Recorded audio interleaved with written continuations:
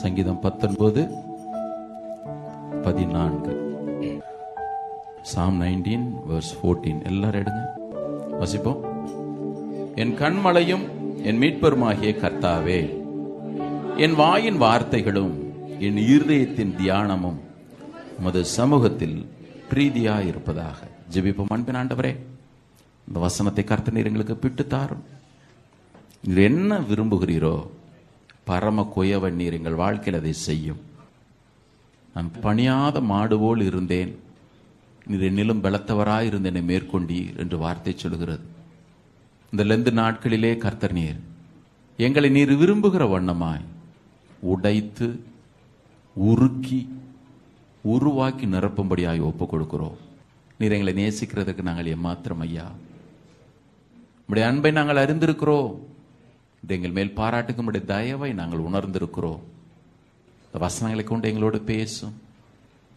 நீர் நல்ல போதகர் ஐயா, நல்ல தகப்பன். எங்களை உணர்த்தும், எங்கள் வாழ்க்கை மறுரூபமாக உதவி செய்ய ஐயா. இந்த வசனத்தை கேட்க தடை செய்கிற எல்லா தடைகளையும் வானத்தில் பூமியிலும் சர்வ அதிகாரம் படைத்த நசரான இயேசுவின் நாமத்தினாலே நான் கட்டி அப்புறப்படுத்துகிறேன். இந்த இடம் முழுவதும் பரிசுத்த ரத்தம் தெளிக்கப்படட்டும்.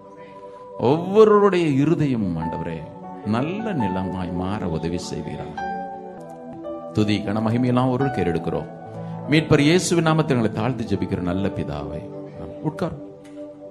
கர்த்தருடைய பரிசுத்த நாமத்திற்கு மகிமை உண்டாவதாக. கர்த்தர் நல்லவர், அவர் கிருபை என்றும் உள்ளது. ஆமென். இன்றைக்கு தேவ செய்திக்கு நான் கொடுக்க விரும்புகிற தலைப்பு, உங்கள் நாவை குறித்து எச்சரிக்கையாக இருங்கள். பிவர் ஆஃப் யுவர் டங். லெந்து நாட்களிலே நாம வந்திருக்கிறோம். நிறைய பக்தி விருத்திக்கு ஏதுவான காரியங்களை வெளியரங்கமாய் வெளிப்படையாக நாம செய்கிறது உண்டு.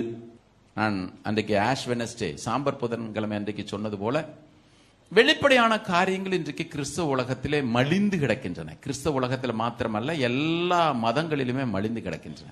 மனுஷன் வெளியரங்கமாய் எதையாயிலும் ஒன்ன செஞ்சு செஞ்சு செஞ்சு நான் தேவனை, அது கடவுளை பிரியப்படுத்த முடியும் அவன் நினைக்கிறான். அல்லது கடவுளை பிரியப்படுத்தணுன்ற விரும்ப இருக்குதோ இல்லையோ, அவனுக்கு தன்னை ஏதாவது ஒரு விதத்தில் பக்திமானாக காட்டிக்கொள்ள விரும்புகிறான். எல்லாருக்கும் உண்டு. அது கிறிஸ்தவத்திலேயும் உண்டு, பிற மதங்களிலேயும் உண்டு. தன்னை எப்படி ஆகிலும் மற்றவர்கள் அன்றைக்கு பரிசேயர்கள் எப்படி எல்லாவற்றையும் மற்றவருடைய பார்வைக்கென்று செய்யும்படி, மற்றவருடைய பார்வையிலே தங்களை நீதிமான்களாக காட்டிக்கொள்ள விரும்பினது போல இன்றைக்கு கிறிஸ்தவத்தில் அது நல்லா மலிஞ்சு கிடக்குது. இந்த 40 நாட்களும் ஒரு காரியத்தில் நம்ம கவனமா இருக்கணும். நம்முடைய இரட்சகர் இயேசுனுடைய போதனைகள் வெளியரங்கமா இருக்கணும்ன்றது ஒரு பக்கம் இருந்தாலும், ஒரு மனிதனுடைய உள்ளான மனிதனிலே அவனுடைய இருதயத்திலிருந்து ஒரு மாற்றம் வர வேண்டும் என்பதை தான் அவர் எப்பொழுதுமே வலியுறுத்தினார். வெளியரங்கமா பார்க்கப்படுகிற எல்லாத்தையுமே சொல்லிட்டார். இது வெள்ளை அடிக்கப்பட்ட கல்லறை. வெள்ளை அடிக்கப்பட்ட கல்லறை வெளியரங்கமா பார்க்கறதுக்கு நல்லா கீழ்பக்கத்தில் போனீங்கன்னா தான் தெரியுமே. 10 லட்ச ரூபா பட்ஜெட்ல இருந்து 1 கோடி ரூபாய் பட்ஜெட் வரைக்கும் எல்லா கல்லறையும் இருக்கும். மண்மேடும் இருக்கும், பளிங்கு கல்லும் இருக்கும். அவர் சொல்லுகிறார், உள்ள இருக்கிற நாத்தத்தை யாரும் பார்க்கறதே இல்லை. ஆனால் எல்லாவற்றையும் இருதயங்களை ஆராய்ந்து அறிகிற ஒரு கர்த்தர் இருக்கிறாரு. அவர் தான் நம்ம ஆராதிக்கிறோம். அவர் நம்ம கிட்ட என்ன எதிர்பார்க்கிறார்ன்றத குறிப்பாக இந்த நாட்களிலே நம்ம புரிந்து கொள்றது ரொம்ப நல்லது. நம்ம பொதுவாக இயேசு சொன்னது போலவே பாத்திரத்தை வெளிப்புறமாக சுத்தம் பண்றோம், உள்ள எல்லா கசடுகளும் உண்டு. இன்றைக்கு இந்த வசனத்தை நான் எனக்காகவே எடுத்துக்கொள்கிறேன்.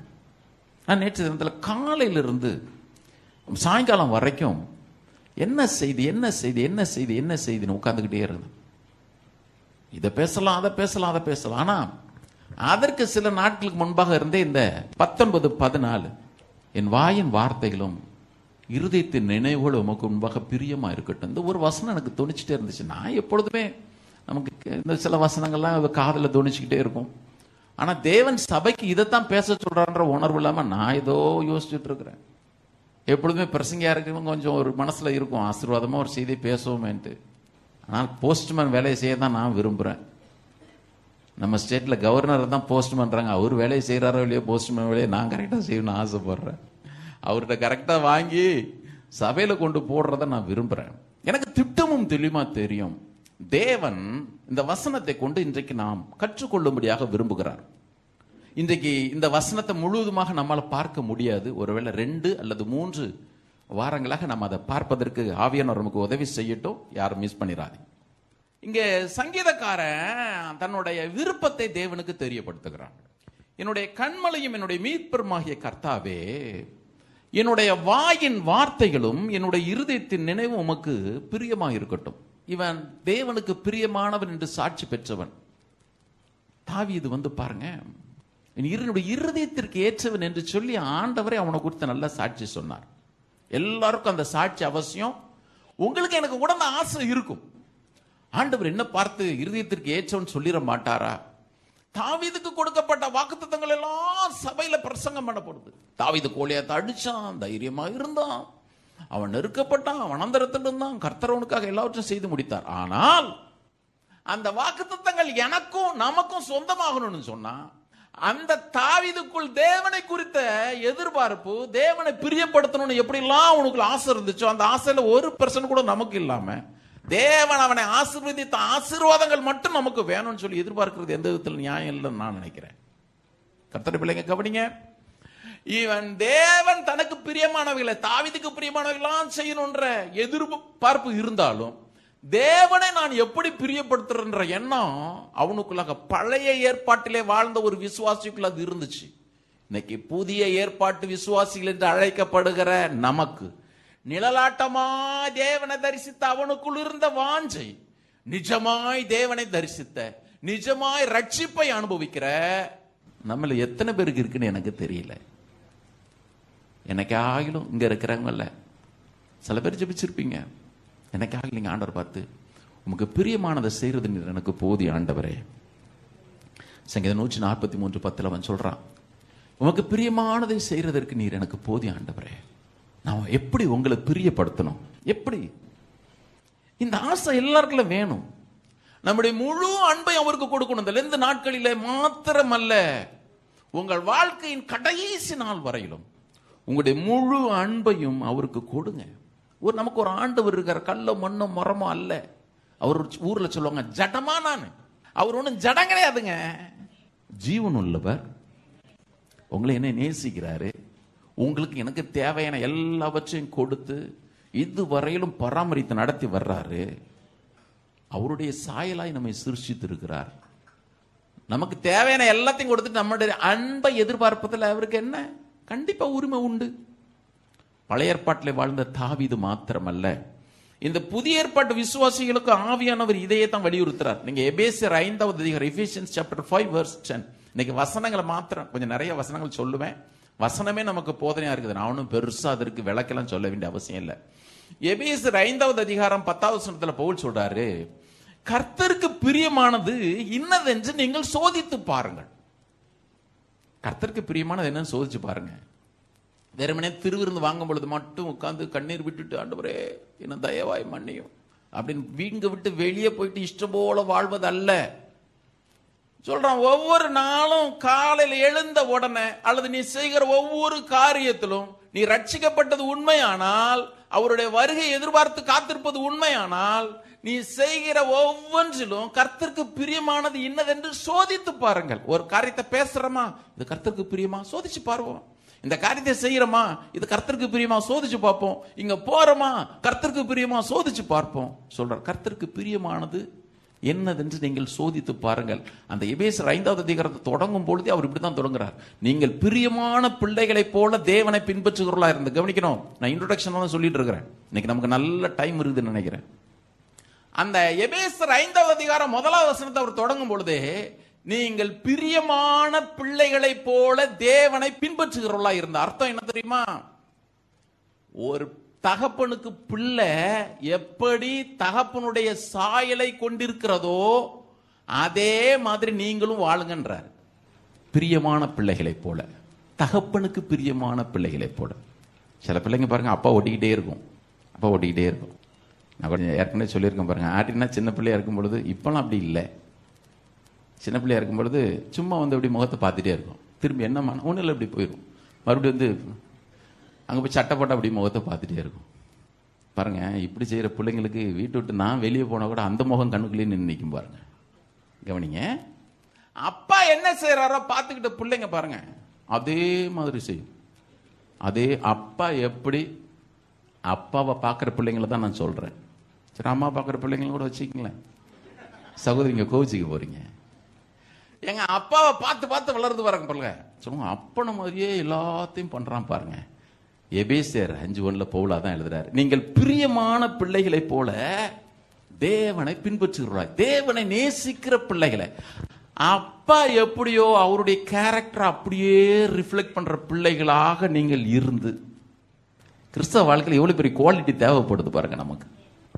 அப்பா உலகம் இருக்கணும். அதனால தான் இயேசு கூட பிரசங்கத்தில் சொன்னார், பரலோகத்தில் இருக்க உங்கள் பிதா பூரண சர்க்குணராக இருக்கிறது போல நீங்களும் பூரண சர்க்குணராக இருங்கள். இல்லைன்னா அப்பாவை போல புள்ள இருக்கிறேன்னு சொன்னா அதை விட பெரிய சந்தோஷம் உலகத்தில் இருக்க முடியாது. ஐயா அங்கே அப்பாவை பாரு, இதுவை பாரு அப்படின்னா இன்னைக்கு நிறைய பேருடைய வாழ்க்கை அப்படிதான் இருக்குது. கர்த்தருடைய பிள்ளைங்க கவனிங்க, உங்களுடைய கவனம் தயவு செய்து வேற எங்கன்னா போயிட வேண்டாம்.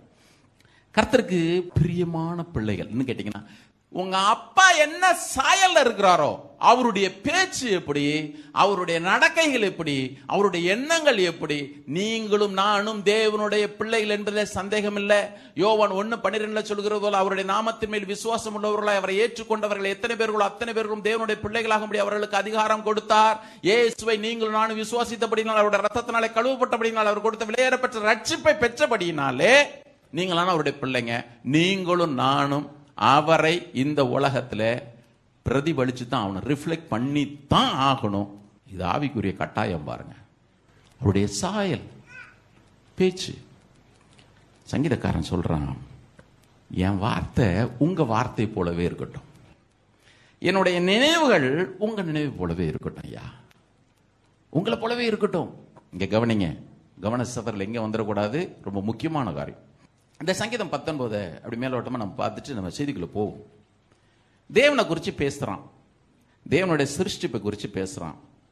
அதன் பிறகு ஆண்டவருடைய வார்த்தை பத்தி பேசுறான். ஆண்டவருடைய வார்த்தை குறித்து அப்படி பேசிட்டு வர்றான். தேவனுக்கு பிரியமாய் நம்முடைய வார்த்தைகளும் நினைவுகளும் அமைவதற்கு எது நமக்கு உதவி செய்துன்றத அதையும் அவன் அழகா சொல்லிட்டான். அப்படியே எல்லாத்தையும் சொல்லிட்டு கடைசியில அவன் நீர் என்னுடைய வார்த்தைகளும் இருதயத்தினுடைய நினைப்பும் உமக்கு பிரியமா இருக்கணும் ஆண்டவரே அப்படின்னு சொல்லிட்டு தான் அந்த சங்கீதத்தை முடிக்கிறான். 12வது வசனம், 12ல இருந்து நம்ம எதுவோ அப்படி போவோமே. தன்னுடைய பிள்ளைகளை உணர்கிறவன் யார்? மறைவான குற்றங்களுக்கு என்ன நீங்களாக்கும். அடுத்தது சொல்றான், துணிகரமான பாவங்களுக்கும் அது அடியேனை விலக்கி காரும், அவைகள் என்னை ஆண்டுகொள்ள ஒட்டாதரும், அப்பொழுது நான் உத்தமனாகி பெரும் பாதகத்துக்கு நான் நீங்களா இருப்பேன் அப்படின்னு சொல்லிட்டு, அதுல உண்மையில பாத்தீங்கன்னா, ஆண்டவரே உங்க இடத்த நான் என்னைக்கும் எடுத்துடக்கூடாது. கவனிங்க, வார்த்தைகளுக்கு தான் நான் வர்றேன். தேவனுடைய வார்த்தைகள் அல்ல, நாம் பேசக்கூடிய வார்த்தைகள். நீங்க ஜட்ஜு, உங்க இடத்த ஒரு நாள் நான் எடுத்துடக்கூடாது. இன்னொருத்தர் சொல்றா, நீர் எவைகளை பேசணுமோ அது நீர் தான் பேசணும், நான் எதை பேசணுமோ அதைத்தான் நான் பேசணும். நீர் பேசுறத நான் பேசிடக்கூடாது. இன்னும் கொஞ்ச நேரத்தில் உங்களுக்கு நல்லா விளங்கும்படியா சொல்றேன். நிறைய நேரத்தில் நாம நியாயம் தீர்த்துருவோம் பாருங்க, நியாயம் தீர்த்துருவோம் பாருங்க. தேவன் ஒருத்தனை ஒரு கண்ணோட்டத்தோட வச்சிருப்பாரு. அவன் ஆரம்பத்தில் ரட்சிக்கப்பட்ட நாள்ல ஒரு மாதிரி ஏடகடமா தான் இருக்கும். நம்ம சொல்லுவோம், இதெல்லாம் என்னத்த ரட்சிக்கப்பட்டுச்சு, இதெல்லாம் உருப்படவா அப்படின்றோம். யாருக்கு தெரியும், கடைசி நேரத்தில் அவனை பெரிய ஊழியக்காரனை கர்த்தர் மாற்றி வச்சிருப்பார். ஆண்டவர் எப்பொழுதுமே முடிவுல இருந்த ஆரம்பத்தை பார்க்கிறவர். இப்போ நாம ஜட்ஜ்மெண்ட் கொடுத்துட்டோன்னு வச்சிங்களேன், சங்கீதக்காரன் சொல்றான், ஆண்டவரே உங்க இடத்த நான் எடுத்துக்கிட்ட மாதிரி ஆயிடுச்சு, தயவுசெய்து அந்த வேலையை நான் செஞ்சிடவே கூடாது ஐயா, நான் ரொம்ப கவனமா பேசணும். இதெல்லாம் உள்ள சேர்த்து சேர்த்து சொல்றான். சரி, லிவிங் பைபிள்ல இந்த 19:14 எப்படி போட்டிருக்கு அப்படின்னா, may my spoken words and unspoken thoughts be pleasing even to you, O Lord, my rock and my redeemer. கவனிங்க, நான் பேசின வார்த்தைகளும் வாயிலே வார்த்தைகளாக வெளிப்படாமல் எண்ணங்களாய் மாத்திரமே இருக்குதே, இது எல்லாமே உமக்கு பிரியமா இருக்கட்டும். நான் மற்றதெல்லாம் கரெக்டா இருக்கிறேன் பிரதர், நான் விபச்சாரம் பண்றதில்ல, வேசித்தனம் பண்றதில்ல, களவு பண்றதில்ல, கொலை பண்றதில்ல, அவன் சொத்தையும் நான் அபகரிக்கல, பிறனுக்குள்ள யாதொன்று நான் இச்சரிக்கல, எல்லாத்தையும் கரெக்ட். ஆனால் இந்த வார்த்தைகளும் இருதயத்தின் தியானமும் உள்ள யோசிக்கிற அந்த யோசனையும் சாக்கடையா இருக்கும் பொழுது தேவன் ஒரு நாளும் நம்ம நல்ல பலியாக அங்கீகரிக்கவே மாட்டார். பாருங்க, ஆண்டவருடைய கட்டளைகள்ல ரொம்ப பிரதானமான கட்டளை, நீ என்னைக்கு பலி செலுத்த வர்றியோ நீ கொண்டு வர்ற பலியில ஊனம் இருக்கவே கூடாது. லேவியராகமம் 1வது அதிகாரத்துல வாசிக்கிறோம், 22வது அதிகாரத்துல வாசிக்கிறோம், மல்கியா 1வது அதிகாரத்துல இதை வாசிக்கிறோம். அப்புறம் நீங்க வீட்டுல போய் வாசிச்சு பாருங்க. தேவனுக்கு செலுத்தப்படுகிற பலியில எதுவுமே ஊனமா இருக்கக்கூடாது. இப்ப தேவனுக்கு நம்மையே பலியாக ஒப்பு கொடுக்கிறோம். ஒவ்வொரு முறையும் ஆராதனைக்கு வரும் பொழுது, கம்யூன் எடுக்கும் பொழுது பாடுறோம், பலிபீடத்தில் என்னை பரனே படைக்கின்றனே இந்த வேலை. ஆனால் என் வாயும் என் இருதயமும் சரியாய் அவருக்கு ஒப்பு கொடுக்கப்படலைன்னா தேவன் அதை நசல் கொண்டதா தான் நினைப்பாரு. தேவன் அதை நல்ல பலியாக ஏற்றுக்கொள்கிறது இல்லை, அதை அங்கீகரிக்கிறது இல்லை. கவனிக்கணும். நிறைய நேரத்தில் நாம ஏறெடுக்கிற ஆராதனைகளை தேவன் ஏற்றுக்கொள்றதில்ல. நிறைய நேரத்தில் நமக்கு திருப்தியா கொடுப்போம், அதையும் கர்த்தர் ஏற்றுக்கொள்றதில்ல. ஏன்? நான் அங்கீகரிக்கப்பட்டதானங்க தேவன் அங்கீகரிக்க முடியும். என்ன வேதம் சொல்லுகிறது?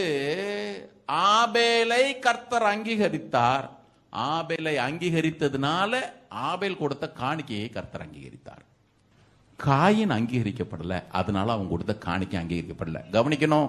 இந்த லெந்து நாட்களிலே நம்மை கொஞ்சம் ஆராய்ந்து பார்ப்போம். மேற்பூச்சாய் காயம் கட்டுகிற அனுபவம் நமக்கு வேண்டாம். சீழ் விதுக்கப்படுகிற அனுபவம் நமக்கு வரட்டும். இன்றைக்கு கிருபையின் பிரசங்கங்கள் ஏராளம் வந்துச்சு. காதுக்கு இனிமையா இருக்குது, காதுக்கு இனிமையா இருக்குது கேட்கறதுக்கு. இதை விட பெஸ்டா இருக்க. நீங்கள் வேதத்துக்கு உள்ள போங்க. நான் ஒன்றும் பழைய ஏற்பாட்டெல்லாம் பேசிட்டுல, புதிய ஏற்பாட்டுக்கு தான் நானும் வர்றேன். ரத்தத்தினாலே கழுவப்பட்ட சபைக்கு ஆதி நாட்களில என்ன பிரசங்கிக்கப்பட்டதோ அதே வார்த்தை நான் உங்களுக்கு எப்படி இருக்குதோ அப்படி எடுத்து காட்டிடுறேன். நீங்களும் வாசிங்க. தேவன் உங்களிடத்துல என்னிடத்துல என்ன எதிர்பார்க்கிறார் என்பதை நன்றாய் புரிந்து கொள்வோம். இன்னும் கொஞ்சம் அவர்கிட்ட நல்லா நெருங்கி சேரும். ரெலிலே சொல்லுவோமா? இந்த வசனத்தை நான் வாசிக்கும் பொழுது எனக்குள்ள ஒரு ஒரு ஒரு கேள்வி. முதல்ல தாவீது இப்படி சொல்லியிருந்தா நல்லா இருந்திருக்குமே. கர்த்தாவே, என்னுடைய இருதயத்தின் நினைவுகளும் என்னுடைய வாயின் வார்த்தைகளும் நமக்கு பிரியமா இருக்கணும் தானே போட்டிருக்கான். அவன் உல்டாவை போட்டிருக்கிறான். ரொம்ப நாளும் அப்படி யோசிச்சுக்கிட்டே இருக்கிறேன். ஆனா தாவீது மிக சரியா ஜெபம் பண்ணியிருக்கான். நமக்கு தானே அறிவு, அவன் ரொம்ப நல்ல ஞானி, நமக்கு எப்பவுமே குறவு. ஆனாலும் ஏன் கண்ணோட்டம் அப்படி சொல்லிட்டு இப்படி வந்திருந்தா நல்லா இருந்திருக்கும். ஏன்? ஆண்டவரே சொல்லிட்டார், இருதயத்தின் நிறைவினால வாய் பேசும். மனுஷன் பொல்லாத இருதயத்திலிருந்து பொல்லாதவர்கள் எடுத்து பேசுறான், நல்ல மனுஷன் நல்ல இருதயத்திலிருந்து நல்லதை எடுத்து பேசுறான்னு நீர் சொல்லி இருக்கிறார். அப்ப முதல்ல நல்ல இருதயத்தை பத்தி பேசியிருக்கலாமே, ஏன் வார்த்தை பற்றி வாயை பத்தி முதல்ல பேசியிருக்கிறான்னா, தாவீது தேவனுக்கு பிரியமா நடக்கிறதுக்கு மெயினான தடை என்னன்றதை அப்படி பார்க்கறான். பார்த்துட்டு முதல்ல இந்த வாயை மூடிக்கிட்டு இருந்தா தேவன் பிரிய போடுவார்னு அவன் ஒரு கன்க்ளூஷனுக்கு வர்றான். கன்க்ளூஷனுக்கு வந்துட்டு அதுக்கு ஜபத்தெல்லாம் எடுத்துட்டு அதன் பிறகு ஓஹோ இந்த வாய் கரெக்டா இருக்கணும்னா சோர்ஸ் ஊத்துக்கண்ணு சரியா இருக்கணுமே அப்படின்னு பார்த்துட்டு இருதயத்தை பார்க்கறான். இருதயத்தை அடுத்த வாரம் பார்ப்போம். முதல்ல தாவீது மாதிரியே முதல்ல வாயை கொஞ்சம் கவனிச்சுக்கிறது நல்லா இருக்கும்னு நினைக்கிறேன். சங்கீதம் 19 அப்படி வாங்க, 12 இருந்து எவ்வளவு நல்லா இருக்கு பாருங்க. தன்னுடைய பிழைகளை உணர்கிறவன் யார்? இங்கிலீஷ் பைபிள்ல ஹிஸ் எரர்ஸ் போட்டிருக்கு, எரர்ஸ். அடுத்தது மறைவான குற்றங்கள், அதுல சீக்ரெட் ஃபால்ட்ஸ் போட்டிருக்கு. கவனிக்கணும். ஒன்னு எரர், அடுத்தது ஃபால்ட், அடுத்தது தான் பிரசம்ஷியஸ் சின், சின்னு. இப்ப நமக்கு சின்னிலேயே பார்த்துக்கிட்டே இருப்போம் பாருங்க. தாவீதை போல எரரையும் பார்க்கறது இல்லை, ஃபால்ட்டையும் பார்க்கறது இல்லை. நான் நேற்று போய் கூகுள் பண்ணி பார்க்குறேன், எரருக்கும் ஃபால்ட்டுக்கு எதனா வித்தியாசம் இருக்கானா ஒருத்தரும் சரியாகவே சொல்லவே இல்லை, யாருக்குமே தெரியவே இல்லை. எல்லாம் எவனா போனாலும் கம்ப்யூட்டரில் எது எரர் ஃபால்ட்டு ப்ரோக்ராமிங்கில் கொண்டு போய் விடுது, எனக்கு புரியவே இல்லை. சரி கவனிங்க கவனிங்க. அவன் சொல்கிறான், என் லைஃப்பில் எரரும் இருக்கக்கூடாது, என் லைஃப்பில் ஃபால்ட்டும் இருக்கக்கூடாது, என் லைஃப்பில் சின்னும் இருக்கக்கூடாது. கரங்கள் ஒருத்தர் இல்லையா சொல்லுவோமா? நம்ம எரர்லாம் ஒரு பெருட்டாவே இருக்கல, சாரி பிரதர் அப்படி சொல்லிட்டே போயிட்டு இருக்கிறது. எரர் சாரி, ரொம்ப சாரி, ஆண்டோட்ட சாரி சொல்ல பக்கத்து சொல்ல சாரி. சில இடத்துல பாருங்க, வண்டியை கொண்டு காலில் ஏற்றிடுவான், நமக்கு இங்கே மூளை வரைக்கும் அடிக்கும், அவன் சாரி சாருன்றான். என்னது பேச முடியும்? தாவீது உட்கார்ந்து பார்க்குறான் பாருங்க. என் லைஃப்பில் எரர் இருக்கக்கூடாது ஆண்டவரே, என் லைஃப்பில் ஃபால்ட் இருக்கக்கூடாது, என் லைஃப்பில் சின் இருக்கக்கூடாது. நான் எரரை கவனிக்காமல் விட்டுட்டுனா அது ஃபால்ட்டாக மாறிடும். வண்டியில் சின்ன சத்தம் வரும்பொழுதே சரியாக வேலை செய்யலாம் என்ன அர்த்தம்? டக்குன்னு மெக்கானிக்கிட்ட கொடுத்துறது, இல்லைன்னா மொத்தமாக ஆயிலில் சீஸ் ஆகி போய் நிற்கும். சின்ன சத்தம் அப்பவே ரெடி பண்ணிடணும். அது பெரிய சத்தமா வந்து பெரிய ஃபால்ட்டை வந்து கடைசியில் வந்து தூக்கி மொத்தமாக போட்டு பிரித்து போடுப்பா. தாவீது சொல்றான், எனக்கு எரரும் வேண்டாம் ஆண்டவரே. அவன் சொல்றான் பாருங்க, தன்னுடைய பிள்ளைகளை உணர்கிறவன் யார்? உணர்ற இருதயம் வரட்டும். சில பேருக்கு நான் என்னங்க செஞ்சேன், கர்த்தர் பிள்ளைங்க கவனிங்க, நான் என்ன செஞ்சேன்? அவன் சொல்றான், தன்னுடைய பிள்ளைகளை உணர்கிறவன் யார்? மறைவான ஃபால்ட்டுங்களுக்கெல்லாம் என்ன பிள்ளைகள், தவறுகள், அடுத்தது பாவங்கள், இவைகள் எல்லாவற்றிலிருந்து நீர் என்னை விடுதலையாக்க ஆண்டவரே. என்ன அவைகள் என்னை ஆண்டு கொள்ள ஒட்டாதிரும். கவனிக்கணும், அவைகள் என்னை ஆண்டு கொள்ள ஒட்டாதிரும். சில பேர் அது ஆளுது. சிலருக்கு அப்பப்போ வந்து லேசா தட்டிட்டு போகுது. சில பேருக்கு மொத்தமா தலை மேல ஏறி உட்கார்ந்து நான் சொன்னா நீ கத்தணும். சில பேருக்கு இருக்குது பாருங்க. இன்னைக்கு எல்லா வச்சுட்டு ஆண்டவனுக்கு விடுதலை கொடுப்பாராக. மெசேஜ் பவுல் சொல்லுது, லார்ட் கிளீன் த ஸ்லேட். எப்படி ஸ்லேட்ல எழுதிட்டு அடிப்பாங்களா அது மாதிரி நான் ஒரு புதுசா ஒரு வாழ்க்கை வாழ விரும்புறேன் ஆண்டவரே. கடந்த நாட்கள்ல எனக்கு ஃபால்ட் இருக்குது, எனக்கு எரர் இருக்குது, எரர் ஃபால்ட் எல்லாம் இருக்குது, சின்ன இருக்குது. ஸ்லேட் அழிச்சிருங்க ஆண்டவரே, நான் புதுசா உங்களோட ஒரு வாழ்க்கை விரும்புறேன்னு சொல்றவங்க மாத்திரம் தாவீதோட சேர்ந்த கரங்களை ஒரு திரளையில சொல்லுங்க பார்ப்போம். ஆமென். இது பெரும்பாலும் எப்படி தொடங்குது அப்படின்னு பார்த்தீங்கன்னா, கவனிங்க, என்னுடைய வாயின் வார்த்தைகள் இங்க தான் தொடங்குது. முதலாவது நாக்கை தான் பார்க்க போறோம். எங்கிட்ட பக்கத்தில் ஒரு டாக்டர் இருக்கிறார். பொதுவாக பெரும்பாலும் டாக்டருங்க அப்படி தான் கேட்பாங்க. ஆனால் நான் பொதுவாகவே எதனா ஜுரம் மாதிரி இருந்தால் அவர்கிட்ட போயிடுறது. பார்த்தோன்னா வாங்க சார் அப்படின்னுவார். வாய் உட்கார்ந்த உடனே நாக்க நீட்டுங்கன்னுவார் டார்ச்சர். மற்ற டாக்டருங்க அப்படி சொல்கிறாங்களே இல்லையா, எனக்கு தெரிஞ்சு சில பேர்லாம் அப்படி சொல்கிறதில்ல. உட்கார்ந்த உடனே சார் நாக்க நீட்டுங்க. ஆவியானவர்கிட்டையும் தன் பிள்ளைகளை உணர்கிறவன் யார்? மறைவான குற்றங்களுக்கு என்னை நீங்களாக்கும், துணிகரமான பாவங்களுக்கும் அது அடியனை விலக்கி காரும். அவையில் என்ன ஆண்டுக்குள்ள ஒட்டாதிரும் ஆண்டவரேன்னு சொன்ன அவர் சொல்றார். நாக்க முதல்ல நீட்டு. எல்லார் சீட்டுக்கு வந்து ஆவியான கொஞ்சம் நாக்க நீட்டு. நாக்க பார்க்கறது ரொம்ப நல்லதுன்னு நினைக்கிறேன். ஆமென். 1800 ஆண்டுகளுக்கு முன்பாக வாழ்ந்த ஜஸ்டின் மார்டைர்ஸ் சொல்லிட்டு ஒரு பரிசுத்தவான் சபைக்கு எழுதின ஆலோசனையை சொல்றாரு. ஒரு கிறிஸ்தவன் தன்னுடைய நாவையும் இருதயத்தையும் காத்துக்கொள்வானே ஆனால் ஒவ்வொரு நாளும் அவன் தேவனுக்கு பிரியமானவனாக வாழ முடியும். ஆமென். அப்படி வாங்க இப்போ யாக்கோபு 3வது அதிகாரம். ஏன்னா எனக்கு தெரிஞ்சு இந்த நாவையும் சொல்லையும் பத்தி யாக்கோபை போல ரொம்ப நல்லா எழுதுனது வேற எந்த நிருபத்திலும் ரொம்ப டீட்டெயில்டா இல்லை. இந்த யாக்கோபு தன்னுடைய ஒவ்வொரு அந்த 5 அதிகாரத்திலுமே அவரு நாக்கை பத்தி பேசிட்டார். அதான் எனக்கு ரொம்ப ஆச்சரியம். நேற்று வாசிக்கும் பொழுது ஒவ்வொரு அதிகாரத்திலையுமே அவரு நாவை பற்றி, பேச்சை பத்தி பேசுறார். 1:19 26 கூட பேசுறாரு. அதன் பிறகு 2வது அதிகாரம் 12வது வசனத்திலையும் பேசுறாரு. 3வது அதிகாரம் ஃபுல்லா நாக்க பத்தி தான் பேசுறாரு. 4வது அதிகாரம் 11வது வசனத்துல பேசுறாரு. 5வது அதிகாரம் 12வது வசனத்துல பேசுறாரு. 12வது வசனத்துல கொண்டு வந்து பேசுறாரு. நாவு, இந்த நாவு ரொம்ப முக்கியம் பாருங்க. வெறும் 3.5 இன்ச்சு தான், 3.3 இன்ச்சஸ் தான் ஒரு மனுஷன் நாக்கு. ஆனா அந்த நாக்குக்குன்னே ஒரு அதிகாரத்தை மொத்தமா கொடுக்க வேண்டியிருந்தது பாருங்க பைபிள்ல. இங்கதான் இருக்கிறவங்க எல்லாம் கரங்கொருத்தர் இல்லையா சொல்லுங்க. வேதம் முழுவதுமே பாருங்க. 3.5 இன்ச்சு நினைச்சிடாதீங்க. மொத்த அணுகுண்டை விட மோசமானது. அது அணுகுண்டை விட மோசமானது. நான் சொல்லல, பைபிள் எப்படிதான் சொல்லு. நான் நேற்று உடனே நாக்கினுடைய அளவு என்னன்னு சொல்லிட்டு கூகுள் பண்ணி பார்த்தேன்னா 3.3 இன்ச்சஸ் பொதுவா. உடனே டக்குன்னு பார்த்தேன் லேடிஸுங்களுக்கு எவ்வளவு பெருசுன்னு பார்த்தேன். படுபாவி, ஜென்ஸுக்கெல்லாம் 3.3, அவங்க 3.1 போட்டான். அளவுதான் கம்மி. ஒரு முறை ஒரு அம்மா பாஸ்டர்ட்ட வந்தாங்க. பாஸ்டர், ஆண்டவர் இன்னைக்கு செய்தியில் என்ன உடைச்சிட்டார் பாஸ்டர். அதனால பாட்டு வேற கடைசியில பாடிட்டீங்க, பலிபீடத்தில் என்னை பரணே. அதுக்காக என் நாக்க பலிபீடத்தில் நான் வைக்கிறதுக்கு வந்திருக்கிறேன் பாஸ்டர். அவர் சொன்னார், எம்மா தாயே, உன் நாக்க வைக்கிற அளவுக்கு நமக்கு பலிபீடம் இல்லை. உன் நாக்க கொண்டு வந்து பலிபீடத்தில் வைக்கிற அளவுக்கு நமக்கு சர்ச்சும் இல்லை, பலிபீடமும் இல்லை. நான் சிறிய அவயம் தான். வேதம் சொல்லுது. எப்படி தொடங்குறாரு பாருங்க யாக்கோபு 3வது அதிகாரத்தில். உங்களில் அநேகர் போதகர்களாக அதிருப்பீர்களாக அப்படின்னு சொல்லிட்டு தொடங்குற இந்த வசனத்தை நான் மேலோட்டமா சொல்லிடுறேன். இதை பின்னொரு நாள்ல பார்க்கலாம். இது நிறைய பேர் இந்த வசனத்தை ஒரு மாதிரி சொல்றது. பாஸ்டர்னாலே அதிக ஆக்கினேன், ஏன்னோ விசுவாசிகளுக்கு அதிக ஆக்கினே இல்லாத மாதிரி விசுவாசிகளால தான் பாஸ்டர்களுக்கு அதிக ஆக்கினேன். நல்ல கவனிங்க, அவர் அந்த அர்த்தத்தில் சொல்லல. அன்றைக்கு ஆதி அப்போஸ்தலர் நாட்கள்ல எல்லாரும் இந்த டீச்சர், இந்த இடத்துல பாஸ்டர் சொல்லல, டீச்சர், டீச்சர் மாஸ்டர், கரெக்டா? ஏன்னா அன்னைக்கு போதிக்கிறவங்களுக்குன்னு ஒரு தனி மரியாதை இருந்துச்சு. அதனால எல்லாரும் தங்களை டீச்சர் டீச்சர்னு சொல்லணும்னு விரும்பினாங்க. இப்போ கூட தான் பாருங்க, ஒரு 1000 ரூபாய் கொடுத்தா பிஷப் பட்டம் கிடைக்குது. ஆளாளுக்கு பிஷப். நானும் இனிமே பாஸ்டர்களை தேட வேண்டியதாக இருக்கும் போல தெரியுது, விசுவாசிகளை தேட வேண்டியதாக இருக்கும் போல தெரியுது. எல்லாம் பார்த்தாலும் பிஷப்பு பிஷப்பு பிஷப்பு பிஷப்பு. அன்னைக்கு எல்லாரும் அதை விரும்பினாங்க. ஏன் விரும்பினாங்கன்னா, ரபாய் அப்படின்னு அழைக்கப்படுறது அவ்வளவு ஃபேமஸ், அவ்வளவு ரொம்ப பெருமை வாய்ந்த ஒண்ணு. அதனால அவங்க எல்லாம் விரும்பினாங்க. யாக்கோபு சொல்றாரு, வெறுமனே பாஸ்டர் மாஸ்டர் மாஸ்டர்னு ஏன்டா சொல்லிக்கிற, டீச்சர்னு சொல்லிக்கிற, உன் வாழ்க்கை உள்ள நல்ல மாதிரி இருந்துச்சுன்னா நீ வெளியே காட்டிக்கலாம், உள்ள சரியா இல்லாம நீ வெளியே மாத்திரம் உன்னை போதகம் போதகம் அழைச்சிக்கிட்டேன்னா உனக்கு நியாய தீர்ப்பு வந்து சேர்ந்துரும். அதனால எல்லாரும் உங்களை போதகராக நீ காட்டிக்கொள்ள விரும்பாத, உன் லைஃப் உள்ள.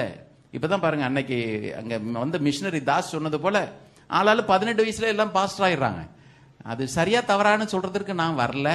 நல்லது, நிறைய ஊழியர்கள் எழும்பணும், அதுல எனக்கு ஒரு நாள் ஆட்சேபனே கிடையாது, சந்தோஷம். ஆனால் பவுல் எழுதுறது போல 1 தீமோத்தேயு 1:7 தாங்கள் சொல்லுகிறது இன்னதென்றும் தாங்கள் சாதிக்கிறது இன்னதென்றும் அறியாதிருந்தும் நியாயப்பிரமாண போதகராய் இருக்க விரும்புகிறார்கள் அப்படின்னு சொல்றாரு.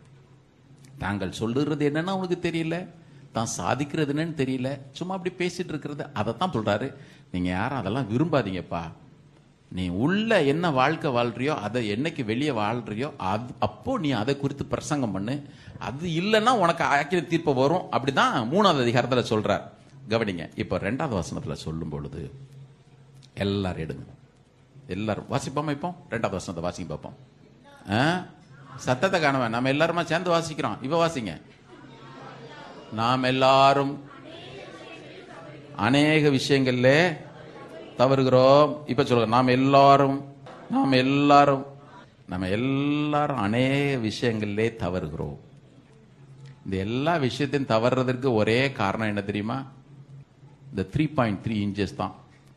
அவர் சொல்றாரு பாருங்க, 2வது வசனத்துல தொடரும். ஒருவன் சொல் தவறாதவன் ஆனால் அவன் தான் பெர்ஃபெக்டான மனுஷன், அவன் தான் தன்னுடைய சரீரம் முழுவதையும் கடிவாளத்தினாலே அடக்கி கொள்ளக்கூடியவனுமா இருக்கிற. அந்த சொல் தவறாதவன் நீங்க என்ன தெரியுமா? ஒன்ன சொல்லிட்டு அதை செய்யாம போன அந்த அர்த்தம் தான் தமிழ்ல இருக்குது, சொல் தவறாதவன். ஆனால் நான் அதை ஆம்பிளிஃபைட் பைபிள்ல வாசிக்கிறேன் பாருங்க.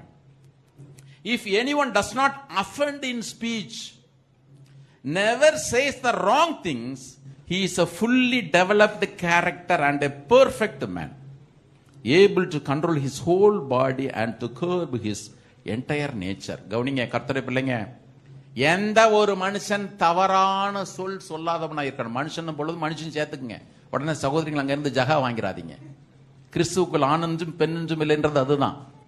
எந்த மனுஷன் வார்த்தையினாலே மற்றவர்களை புண்படுத்தாம இருக்கிறானோ, எந்த மனுஷன் தன்னுடைய வார்த்தையினாலே மற்றவர்களுக்கு இடரல் உண்டாக்காம இருக்கிறானோ, எந்த மனுஷன் தவறான சொற்கள், கெட்ட வார்த்தை நினைக்காதீங்க, எது பேசணுமோ அதை தவிர மற்ற எல்லாத்தையும் பேசுறான் பாருங்க, அவன் பூரண புருஷன் கிடையாது, அவன் பெர்ஃபெக்டான ஆளு கிடையாது. அதனாலதான் திரும்ப திரும்ப நான் சொன்னேன், உங்கள் பிதா பூரண சர்க்குணராய் இருக்கிறது போல நீங்களும் பூரண சர்க்குணராய் இருக்க வேண்டும் என்பது நம்முடைய இரட்சகருடைய கட்டளை.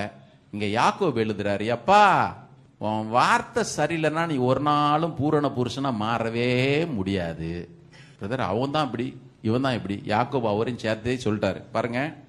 யாக்கோபு நல்ல பாருங்க, அதெல்லாம் அந்த நாட்கள்ல வாழ்ந்தவங்களுக்கு எல்லாம் ரொம்ப நல்ல சுத்த மனசாட்சி. நீங்கள் எல்லாரும் ஒரு விஷயத்துல தவறுகளை நினைக்க பாஸ்டருங்க பேசுற மாதிரி பேசல. அவர் சொல்றார், நாம் எல்லாரும் அநேக விஷயங்கள்ல தவறுகிறோம், எல்லாத்துக்கும் காரணமா இழுத்துட்டு வந்து 3.3 வச்சிட்டார் பாருங்கள். நம்ம வசனத்தை வாசிக்கலாம்.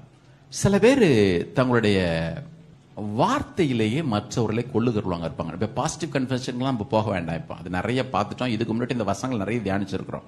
இன்னைக்கு தேவனுடைய சமூகத்தில் அவருக்கு பிரியமானவைகளை பேசுறது, பாசிட்டிவா பேசுறது நமக்கு நன்மைகளை கொண்டு வரும், அது வேறு. நான் பாசிட்டிவ்னு சொல்லும் பொழுது தேவனுடைய வசனங்களை பேசுறது. இங்க தேவனுக்கு பிரியமான வார்த்தைகள், நம்முடைய வாயிலிருந்து வரக்கூடிய வார்த்தைகள் அவர் பிரியப்படணும் அப்படின்னு கேட்டீங்கன்னா நிறைய வசனங்கள் உள்ள இருக்கு. ஒன்னு நான் அதை பார்க்கிறதற்கு நமக்கு ஆண்டவர் உதவி செய்வாராக. மத்தேயு 5:37 ஆண்டவர் நாம் பேசக்கூடிய வார்த்தை குறித்து சொல்லும் பொழுது, உள்ளதை உள்ளதென்றும் இல்லதை இல்லதென்றும் சொல்லுங்கள், இதற்கு மிஞ்சினது தீமையினாலே உண்டாயிருக்கும். வாசிங்களேன், எடுத்துங்க, எல்லாரும் எடுங்க. இந்த வசனமே உங்களுக்கு செய்தி. உள்ளதை உள்ளதென்றும் இல்லதை இல்லதென்றும் சொல்லுங்கள், இதற்கு மிஞ்சினது தீமையினாலே உண்டாயிருக்கும். சில பேர் பாருங்க, அப்படிதானே ஆண்டவரே சொல்லிட்டாரு, ஏதோ பாக்கறமா போய் அப்படி டங்கால்னு போட்டு உடைச்சிரு. இதற்கு அவர்கள் ஆதாரமாக எடுத்துக்கொள்ளக்கூடிய வார்த்தை உள்ளதை உள்ளதுன்னு இல்லதை இல்லதை. கவனிங்க கர்த்தருடைய பிள்ளைங்க, முதல்ல எதை மறைக்கணும் எதை சொல்லணுன்றத அதுக்கு ஒரு ஞானத்தை ஆண்டவர்கிட்ட கேட்கறது நல்லது. இந்த கிறிஸ்டியன் கேரக்டரை பத்தி தான் இப்ப நான் பேசுறேன். நீங்க எதை பேசணும் எதை மறைக்கணும் அது உங்களுக்கு தெரிஞ்சிருக்கணும். சில பேர் நான் பொய்யே பேசுற ஒண்ணு. யார் பொய் பேச சொன்னது? வசனமே சொல்லுது. நீதிமொழிகள் 17:19, Proverbs 17:9, கேட்டதை சொல்லுகிறவன் பிராண சிநேகிதரையும் பிரித்து விடுகிறான். சில பேருக்கு அது ஒரு நல்ல பெரிய கிருபை பாருங்க. என்னத்தை கேட்டது அப்படி சில பேர் வெடிச்சிரும் நெஞ்சு டமோல். லேவியராகமம் 19:16 ஆண்டவர் சொன்னார், வாசிக்க வேண்டாம், உன் ஜனங்களுக்குள்ளே அங்கும் இங்கும் கோல் சொல்லி திரியாயாக. எல்லாரும் வாசிக்கணும்ல கண்டிப்பா. நமக்கு ஆண்டவர் நல்ல சபை கட்டடத்தை தந்த பிறகு வாடகை தர்றாரோ சொந்தமா தர்றாரோ இதெல்லாம் நான் எழுதிவிடுவேன். கர்த்தர் ஒன்று ஆசீர்வதிப்பார், வசனமே இருக்காது, கண்டிப்பா போடவே மாட்டேன். வாசிங்க பார்ப்போம். லேவியராகமம் 19:16, உன் ஜனங்களுக்குள்ளே அங்கும் இங்கும். சத்தம் வரவே இல்லையே பின்னால இருந்து. இங்கதான் இருக்கிறவங்களாம் கருங்கத்திராடியில சொல்லுங்க. இப்ப வாசிங்க. சத்தம் இல்ல.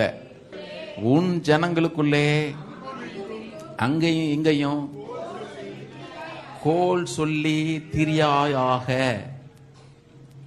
கோல் சொல்லி. நீதிமொழிகள் 10வது அதிகாரம் 18 வாசிங்கன்னா, புறங்கூறுகிறவன் மதிகேடன். புறங்கூறுகிறவன் மதிகேடன். எல்லாரும் சொல்லுங்க, புறங்கூறுறவன் ஃபூல். சத்தத்துக்கான புறங்கூறுறவன். புறங்கூறுறவன் பிடிக்கல. கோல் சொல்றவன், போல் சொல்றவன் ஃபூல். சத்தம் வரல பாருங்க. சொல்லுங்க, கோல் சொல்றவன். பிரதர்ஸுங்கெல்லாம் கோவம், என்ன கோல் சொல்றவன்றீங்க, நாங்க எங்க கோல் சொல்றோம். இப்ப சொல்லுங்க, கோல் சொல்றவ.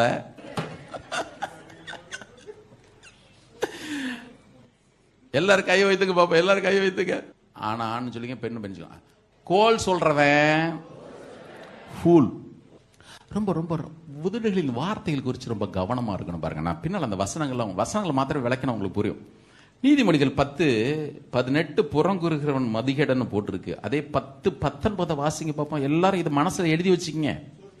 சொற்களின் மிகுதியிலே பாவம் இல்லாமற் போகாது. சத்தம் எல்லாரும் சொல்லுமா, சொற்களின் மிகுதியிலே பாவம் இல்லாமற் போகாது. நீங்க நினைப்பீங்க, நான் எல்லாத்திலும் பக்தியா இருக்கிறேன், பரிசுத்தமா வாழ்றேன். ஆனா அந்த பேச்சு மாத்திரம் பாருங்க, சில பேசிட்டே இருக்கு. வசனம் சொல்லுது, நீ நிறைய பேசினா அது உனக்கு பாவமா வந்துடும். எல்லாரும் நாள் ஒன்று வேதம் சொல்கிறது, சரீரத்திலே அவனவன் செய்த நன்மைக்காவது தீமைக்காவது தக்க பலனை அடையும்படி நாம் எல்லாரும் கிறிஸ்துவனுடைய நியாயசனத்திற்கு முன்பாக நிற்கணும்.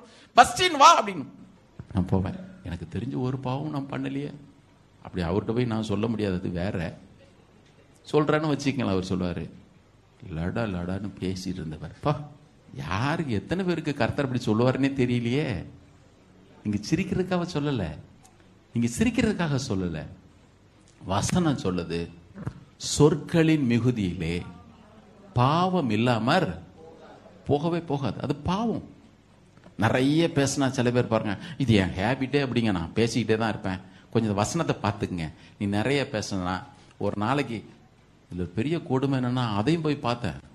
ஒரு நாளைக்கு சராசரியா ஆண்கள் எத்தனை வார்த்தை பேசுறாங்க ஜி? ஏற்கனவே சொன்ன ஞாபகம் இருக்குதா இல்லையா? சரி, 7000 வச்சுங்களேன். அட 7500 வச்சுங்க. பெண்கள் எத்தனை வார்த்தை? 3 times 21,000.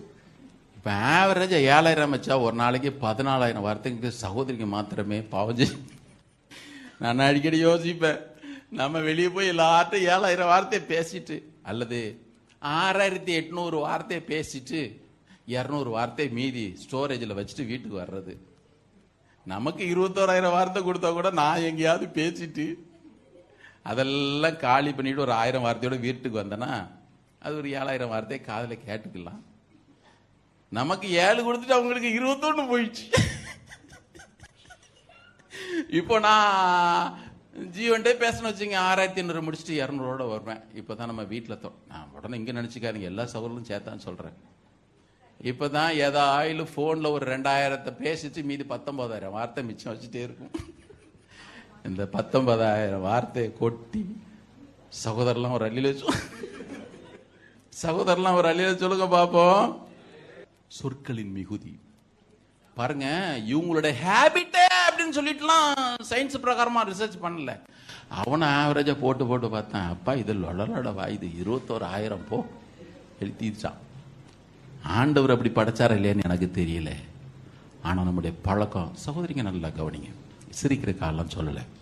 சில நேரத்தில் வார்த்தைங்க நமக்கு இருக்கு, நம்முடைய நாக்கு பேச முடியுதுன்னு சொல்லிட்டுலாம் இஷ்டம் போடலாம் பேசவே கூடாது. பாருங்க, இஷ்டம் போல பேசவே கூடாது. ஒரு முறை ஒரு அம்மாவுக்கு, அங்க அம்மா தான் வருது, வேற என்ன பண்றது, நேற்று ஒரு இல்லஸ்ட்ரேஷன் வாசிச்சேன், அதில் அவர் வேற பிரதர்னு போடலை, ஒரு லேடின்னு தான் போட்டுக்கிறார். பாவம் அந்த பாஸ்டருக்கு என்ன பிரச்சனைன்னு தெரியல. எப்போ பார்த்தாலும் அந்த அம்மா எல்லாரையும் பற்றி குறை சொல்லிக்கிட்டே இருக்கும், கோல் சொல்லிக்கிட்டே இருக்கும். இந்த அம்மாவை எப்படி திருத்து, இதுக்கு என்னத்தை பாடம் கற்றுக் கொடுக்கணும்லாம் அந்த ஐயா பாஸ்டருக்கு தெரில. ஏம்மா அங்கே வா, எதுக்கு இப்படி சொல்லிட்டாலே, நான் ஒன்றும் சொல்ல பாஸ்டர் அப்படின்னு சொல்லிட்டு, நீ தான் சொன்ன நிரூபிச்சுட்டா சொல்லு, ரொம்ப சாரி பாஸ்டர், நான் அப்படி சொல்லியிருக்க கூடாது பாஸ்டர், போயிடும். என்ன பண்ணனே தெரில பாஸ்டருக்கு. ஏமாங்க வா, வீட்டில் கோழி மேய்து பாரு, அதை புடி, நீ என்ன பண்ற, இருக்கிற எல்லா இறகையும் புடுங்கு. பிடிங்கிட்டேன் பாஸ்டர். அதை கொண்டு போய் பாஸ்டர் அம்மாட்ட கொடுத்துட்டு எல்லா இறகையும் ஒரு கூடையில் போடு. இந்த அம்மா பாஸ்டர் சொன்ன வேலை அப்படியே கேள்படியும் போச்சு. போகிற வழியிலலாம் அப்படி கொஞ்சம் இறக தூக்கி போட்டு போ. இது கொஞ்சம் அப்படி போட்டுச்சு, அது போட்டுச்சு. ஒன்று கோபுரத்து மேலே உட்காந்துச்சு, ஒன்று வீட்டுக்கு மேலே உட்காந்துச்சு, ஒன்று குப்பையில் போச்சு. எல்லாம் பிடிச்சிட்டு, பாஸ்டர் ஐயா என்ன மன்னிச்சிட்டிங்களா, அதனால நீங்கள் கொடுத்த கோழி இறகலாம் தூக்கி வீசிட்டு வந்துட்டேன். பாஸ்டர் சொன்னார், இப்போ போய் எல்லாத்தையும் பொறுக்கிட்டு வா. இந்த அம்மாவுக்கு ஷாக்காக போச்சு. நல்லா காத்தடிக்கிற நேரத்தில் இறகலாம் தூவுன்னு சொல்லிட்டு மறுபடியும் எல்லாத்தையும் பொறுக்கிட்டு வான்லாம் சொல்கிறாரு. நேராக போச்சு. வீசினது ஒரு கோழி இறகு, வீட்டுக்கு கொண்டு வந்தது 4 இறகு. பாதி அங்கே போச்சுட்டு பாஸ்டர், பாதி உங்கள் வீட்டு மோட்டில் தான் இருக்குது, பாதி உங்கள் வீட்டு மரத்தில் அங்கே பாதி தொங்கிட்டு இருக்குது பாஸ்டர். பாஸ்டர் சொன்னார், வீசி எரியுறது ரொம்ப ஈஸி, ரொம்ப ஈஸிமா, ஆனால் திரும்ப உன்னால் எடுக்க முடியுதா? நீ ஒரே வார்த்தை வந்து சாரின்னு சொல்லிட்டா எத்தனை இறகு போச்சு. நல்ல கவனிங்க, மற்றவர்களுடைய நற்பெயர் உங்க கையில எவ்வளவு பத்திரமா இருக்குன்றது ரொம்ப கவனமா இருங்க. மற்றவங்களுடைய நற்பெயர், அது உங்க சக விசுவாசியா இருக்கட்டும், உங்க குடும்பத்தில் உள்ளவங்களா இருக்கட்டும், உங்க கூட பிறந்தவங்களா இருக்கட்டும், யாரானாலும் இருந்துட்டு போகட்டும், மற்றவர்களுடைய நற்பெயர் உங்களுடைய கைகளிலே எப்படி இருக்குது, அது ரொம்ப ரொம்ப முக்கியம். வாசிக்கலாமா? சங்கீதம் 50. நேற்று இந்த வசனத்தை வாசிக்கும் பொழுது எனக்கு ரொம்ப பயமா இருந்துச்சு. சாம் 50. இந்த சங்கீதத்தை வாசிக்கும் பொழுதெல்லாம் நிறைய பேர் ஸ்தோத்திர பலி எடுக்கிறோம், என்னை மகிமைப்படுத்துகிறோம், தன் வழியை செவ்வாய்ப்படுத்துகிறவனுக்கு தேவனுடைய ரட்சிப்பை சொல்லுவேன், ஆபத்து காலத்தில் என்ன நோக்கி கூப்பிடு, நான் உன்னை விடுவிப்பேன், நீ என்னை மகிமைப்படுத்துவாய். இதெல்லாம் வாக்குத்தத்தங்களை சொல்லி சொல்லி ஜபத்தில் அடிக்கிறது உண்டு. 19 வாசிப்பேன், நிறைய வாசிக்கணும், நமக்கு டைம் இல்லை. 50 சாம் 50 19 ஆண்டவர் சொல்றாரு, வாசிங்களா எல்லாரும் சேர்ந்தே வாசிப்போமே. உன்னுடைய வாயை பொல்லாப்புக்கு திறக்கிறாய், உன் நாவு சற்பனையை பிணைக்கிறது, நீ உட்கார்ந்து உன் சகோதரனுக்கு விரோதமாய் பேசி உன் தாயின் மகனுக்கு அவதூறு உண்டாக்குகிறாய், இவைகளை நீ செய்யும் போது நான் மௌனமாய் இருந்தேன். கவனிங்க, ஆண்டவர் அப்படியே இதெல்லாம் இருக்கிறார். பேசணும், கர்த்தருக்கு பயந்தவர்கள் ஒருவரோடு பேசிக் கொள்வார்கள், கர்த்தர் அதை கவனித்து கேட்பார். எல்லாம் கரெக்டு தான். ஆண்டவர் சொல்றாரு, நீ பேசும்பொழுது நான் அமைதியாக இருந்தேன், உன்னை போல நானும் இருப்பேன் என்று நீ நினைவு கொண்டாய். நான் அமைதியில் இருந்ததுனால நீ பேசுறதெல்லாம் கர்த்தர் ஏத்துக்கிட்டாரு அப்படின்னு நினைக்கிற. வசனம் சொல்லுது. ஆனாலும் இந்த கடிந்து கொண்டுன்ற வார்த்தை ரொம்ப டேஞ்சரான வார்த்தை பாருங்க. அது எந்த ரூபத்தில் நமக்கு வரும்னே தெரியாது. நல்ல கவனிங்க. நீங்க ஆபத்து காலத்துல என்ன நோக்கி கூப்பிட்டு நானும் விடுவிப்பேன் என்னை மகிமைப்படுத்துவான்னு சொல்லி சொல்லி ஜெபம் பண்ணீங்களே, இதையும் பாருங்க. கர்த்தர் சொல்றாரு, ஆபத்து காலத்திலே கூப்பிடுகிறவனை விடுவிக்கிற தேவன் எவ்வளவு சத்தியமானவரோ அதே தேவன் சொல்றாரு, இங்க பார், நான் உன்னை கடிந்து கொள்ளுவேன். நான் உன்னை கடிந்து கொண்டு அவைகளை உன் கண்களுக்கு முன்பாக ஒவ்வொன்றாக நிறுத்துவேன். ஒவ்வொன்றாக நிறுத்துவேன். ஒவ்வொன்னா அது கொண்டு வந்து நிறுத்தும் பொழுது எந்த ரூபத்தில் கொண்டு வந்து நிறுத்துவாருன்னு தெரியாது. கடிந்து கொள்றது எப்படி கடிந்து கொள்வார்னு தெரியாது. அது நான் விதைத்தபடி அவமானமா எனக்கு திரும்பி வருமா எனக்கு தெரியாது. ஆனா சொல்ற ஒன்னொன்னா உன் கண்ணு முன்னால கொண்டு வந்து நிறுத்துவேன் அப்படி சொல்லிட்டு, தேவனை மறக்கிறவர்களே, யாரு தேவனை மறக்கிறவனா நீங்க ஏதோ நாத்திகன் நினைச்சிடாதீங்க. தேவன் ஒருத்தர் இருக்கிறாரு, நான் பேசுறதெல்லாம் கவனிச்சு கேட்கிறாரு, என்னுடைய வார்த்தைகளுக்கு பலன் உண்டுன்னு யாரு உணர்வில்லாம விசுவாசின்ற பேர்ல இருந்தாலும் அவர்களை பார்த்தான் சொல்றாரு. இப்ப வாசிங்க. தேவனை மறக்கிறவர்களே இதை சிந்தித்துக் கொள்ளுங்கள். இல்லாவிட்டால் ஒருவரும் உங்களை விடுவிப்பதில்லை அப்படின்னு சொல்லிட்டான். ஸ்தோத்திர பலியிடுகிறவன் என்னை மகிமைப்படுத்துகிறான். தன்னுடைய வழியை சேவைப்படுத்துகிறவனுக்கு தேவனுடைய ரட்சிப்பை வெளிப்படுத்துவேன் என்று சொல்லுகிறான். முக்கியம். அப்படி வாங்க, யாக்கோபு அவர் சொல்றாரு, ஏடகுடமா பேசாத, ஸ்தோத்திரமா இருக்கட்டும். ஸ்தோத்திர பலியிடுகிறவன், நல்லா கவனிக்கணும் வார்த்தை கவனிங்க. ஸ்தோத்திர பலியிடுகிறவன், கரெக்டா அப்படித்தானே போட்டிருக்கு. ஸ்தோத்திரம் சொல்லுகிறோம் போடல, ஸ்தோத்திரம் செலுத்துறோம் இல்ல, ஸ்தோத்திர பலியிடுகிறவன். மேல ஏடகுடமா நீ வம்பு பேசாத, அடுத்தவனை பத்தி பேசாத, அடுத்தவளை பத்தி பேசாத, நான் அதை கடிந்து கொள்ளுவேன். ஒவ்வொன்னையும் உன் கண்ணுக்கு முன்னால் நிறுத்துறது மாத்திரமல்ல, உன் லைஃப்ல அது ரிஃப்ளெக்ட் ஆகும் அப்படின்னு கடிந்து கொண்டவர். உன் வார்த்தை ஏடகுடமான வார்த்தைகளா, மற்றவர்களை குறை சொல்கிற வார்த்தைகளா இருக்க வேண்டாம் அப்படின்னு சொல்லிட்டு முடிக்க செய்யறாரு. ஸ்தோத்திர பலிக்கிறது தேவன் சொன்ன வார்த்தை. ஆசாபினுடைய சங்கீதம் தேவன் சொல்கிற வார்த்தை.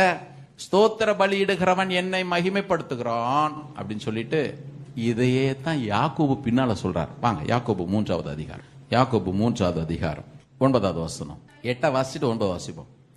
நாவை அடக்க ஒரு மனுஷனாலும் கூடாது, அது அடங்காத பொல்லாங்குள்ளதும் சாவுக்கு ஏதுவான விஷம் நிறைந்ததுமா இருக்கிறது. அதனாலே, எதனாலே? அடங்காத பொல்லாங்குள்ளதும் இந்த சாவுக்கு ஏதுவான விஷம் நிறைந்ததுமா இருக்கிறதே, இந்த நாவினாலே நாம் பிதாவாகிய தேவனை துதிக்கிறோம், தேவனுடைய சாயலின்படி. ஆனா கவனிக்கணும், நம்ம சும்மா யாரையும் ஏடகடமா பேசல. சபிக்கிறோம்னு சொல்லும் பொழுது இல்லாத தேவையில்லாத பேசுறோம். அதை தான் ஒருங்க சொல்றார். தேவனுடைய சாயலாக படைக்கப்பட்டவன். நான் உதாரணத்திற்கு நான் ஜீவனை பத்தி பேசுறேன், அல்லது பிரதர் ஜான்சனை பத்தி பேசுறேன். ஒரு காரியத்தை நான் மறந்துட்டேன். நான் யாருக்கு விரோதமாக பேசுறேன்? தேவனுடைய சாயலாக சிருஷ்டிக்கப்பட்ட ஒரு சகோதரனை குறித்து பேசுறேன். நான் பேசுறது தேவனுக்கு விரோதமான காரியம். நம்முடைய சாயலாக படைப்பன்னு சொன்னாரே, அந்த தேவனுடைய முகத்துல நான் கரி பூசுறேன். இது தெரியாமலே நான் பேசுறேன். இதை பேசிட்டு பேசிட்டு பேசிட்டு நீங்க உடனே நினைக்கிறீங்க, அப்போ சபைக்குள்ள யாரை பத்தி நான் பேசுறதே இல்லை. நான் பேசல எங்க நாத்தனாரை பத்தி, எங்க மச்சானை பத்தி, மாமனை பத்தினா அதுவும் தான் உள்ள அடக்கம். ஆண்டவர் லிஸ்டா போட முடியும். உனக்கு நாத்தனாரை பேசாத, மாமியாரை பேசாத, மருமகளை பேசாத, மாமனாரை பேசாத, மச்சானை பேசாதன்னு லிஸ்ட் போட்டோம்னா அதுக்கே யாக்கோபுக்கு இன்னும் 4 பக்கம் ஓடிடும்.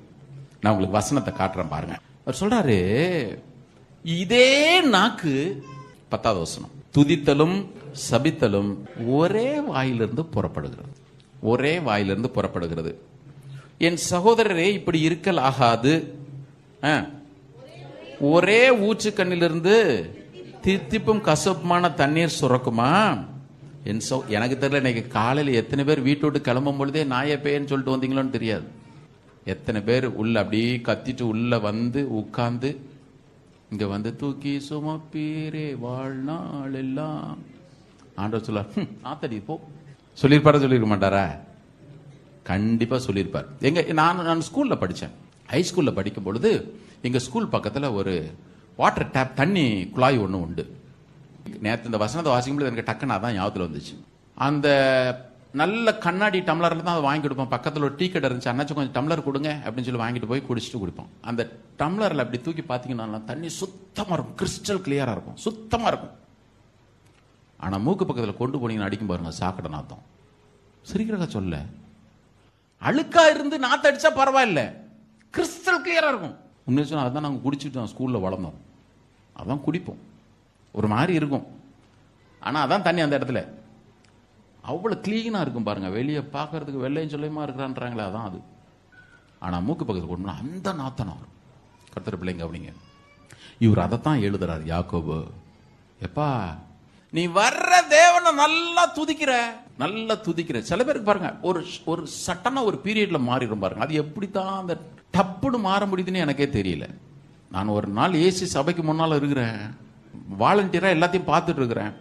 ஒரு அம்மா வந்துச்சு, ஆட்டோல இருந்து இறங்கும் பொழுது அவன் 5 ரூபாய் எக்ஸ்ட்ரா கேட்டான். கொடுத்துட்டு போயிருக்கலாம், ஒன்று தருவேன்னு சொல்லியிருக்கணும், தராம மாட்டேன் போயான்னு போயிருந்துருக்கணும். இது 5 ரூபா கொடுத்துட்டு என்கிட்ட வாங்கிட்டு நீ நாசமா போயிடுவோம் போ. உள்ள போகும்பொழுது நம் தேவன் அன்புள்ளவர்னு உள்ள ஒரு நிமிஷத்துல எப்படிப்பா இந்த போர் இந்த மாதிரி மாறு, எப்படி மாறுதுன்னே தெரியல. நான் யோசிச்சு பார்க்குறேன். நியாயாதிபதிகள்ல ஒரு சம்பவம் உண்டு, நான் வாசிக்க வேண்டாம், நீங்க வீட்டில் போய் வாசிச்சு பாருங்க. பென்னியமின் தேசத்துல, மலை தேசத்துல ஒருத்தன் இருந்தான், 17வது அதிகாரத்துல. அதுல அன்னைக்கு குடும்பங்கள்லாம் எப்படி இருந்துச்சு, தேவ பிள்ளைகள் எப்படி இருந்தாங்கன்னு போட்டிருக்கு. 1100 வெள்ளிக்காசை திருடுனு ஒருத்தனை சபிச்சியம்மா, அந்த 1100 வெள்ளிக்காசை நான் கொண்டு வந்து தந்துறேன். மீகான்னு ஒருத்தன், ஞாபகம் இருக்குதா இல்லையா, பரிச்சை எழுதுனவங்களுக்குலாம். வசனம் சொல்லுது, அவ திட்டுன திட்டு விட்ட கிளி கண்டான், இவனுக்கே தாங்க முடியல. எம்மா 1100 வெள்ளிக்காசை வச்சு நீ வச்சுக்க தாயேன்னு கொடுத்துட்டான். இந்த அம்மா அடுத்த உடனே தெரியுமா சொன்னிச்சு, என் மகனே நீ கர்த்தராலே ஆசீர்வதிக்கப்பட்டவன். பெத்த பிள்ளைக்கே அம்மா பேசின பேச்சை கேட்காம அவன் 1100 வெள்ளிக்காசை என்ன பிசினஸ் பிளான்ல இருந்தான் கொண்டு போய் போட்டான். என் மகனே நீ கர்த்தராலே ஆசீர்வதி, உனக்கு தான் ஏன் வச்சிருந்தேன். கர்த்தர் பிள்ளைங்க, ஒவ்வொரு முறையும் நம்முடைய வாயிலிருந்து புறப்படுகிற வார்த்தைகள் வரும் பொழுது, இதே வாயினால நான் நாளைக்கு ஆண்டவரை துதிக்க போறேன், ஞாயிற்றுக்கிழமை ஆண்டவரை துதிக்க போறேன் என்கிற உணர்வோடு நீங்கள் பேசுங்கள். அதான் வசனமும் சொல்லுது. நீங்கள் அதே வார்த்தையோடு நீங்க பேசுனீங்கன்னா, எடுங்க பார்ப்போம். இயேசு சொன்னார், மத்தேயு 12வது அதிகாரம் 36வது வசனத்தை வாசிங்க. எல்லாரும் சேர்ந்தே வாசிக்கணும், ஏன்னா எல்லாரும் மனசுக்குள்ள இது ஏறணும். மனுஷர் பேசும் வீணான வார்த்தைகள். இந்த 12வது அதிகாரத்தில் ஆண்டவர் பாருங்க, பெரும்பாலும் மற்ற எல்லா பாவங்களையும் பத்தி லிஸ்ட் போட்டே வர்றார். விபச்சார பார்த்துட்டு பேசுறாரு. பேசும் பொழுது இந்த வாயின் வார்த்தைகள் அவரு அப்படி ஸ்கிப் பண்ணிட்டு போகவே இல்லை. 12:36 வாசிப்பா எல்லாரும். மனுஷர் பேசும் வீணான வார்த்தைகள் யாவையும் குறித்து. ஒரு வார்த்தை கூட தப்பாது பிரதர், தப்பவே தப்பாது, ஒரு வார்த்தை கூட தப்பாது. வசனம் சொல்லுது, ஒவ்வொரு வார்த்தையும் குறித்து நியாய தீர்ப்பு நாளே கணக்கு ஒப்பிக்கணும். எல்லாரும் சொல்லுங்க, நான் பேசுற கையொத்து, நான் பேசுகிற ஒவ்வொரு வார்த்தையும் குறித்து நியாய தீர்ப்பு நாளிலே நான் கணக்கு கொடுக்கணும். இது வேற யார் வார்த்தையும் இல்லை, அவர் வார்த்தை. யார் இந்த உலகத்தை நியாயம் தீர்க்க போகிறாரோ அவருடைய வார்த்தை, அவருடைய வார்த்தை. சொல்லிட்டு கவனிங்க, மனுஷர் பேசும் வீணான வார்த்தைகள் யாவையும் குறித்து நியாய தீர்ப்பு நாளிலே கணக்கு ஒப்பிக்க வேண்டும் என்று உங்களுக்கு சொல்லுகிறேன்.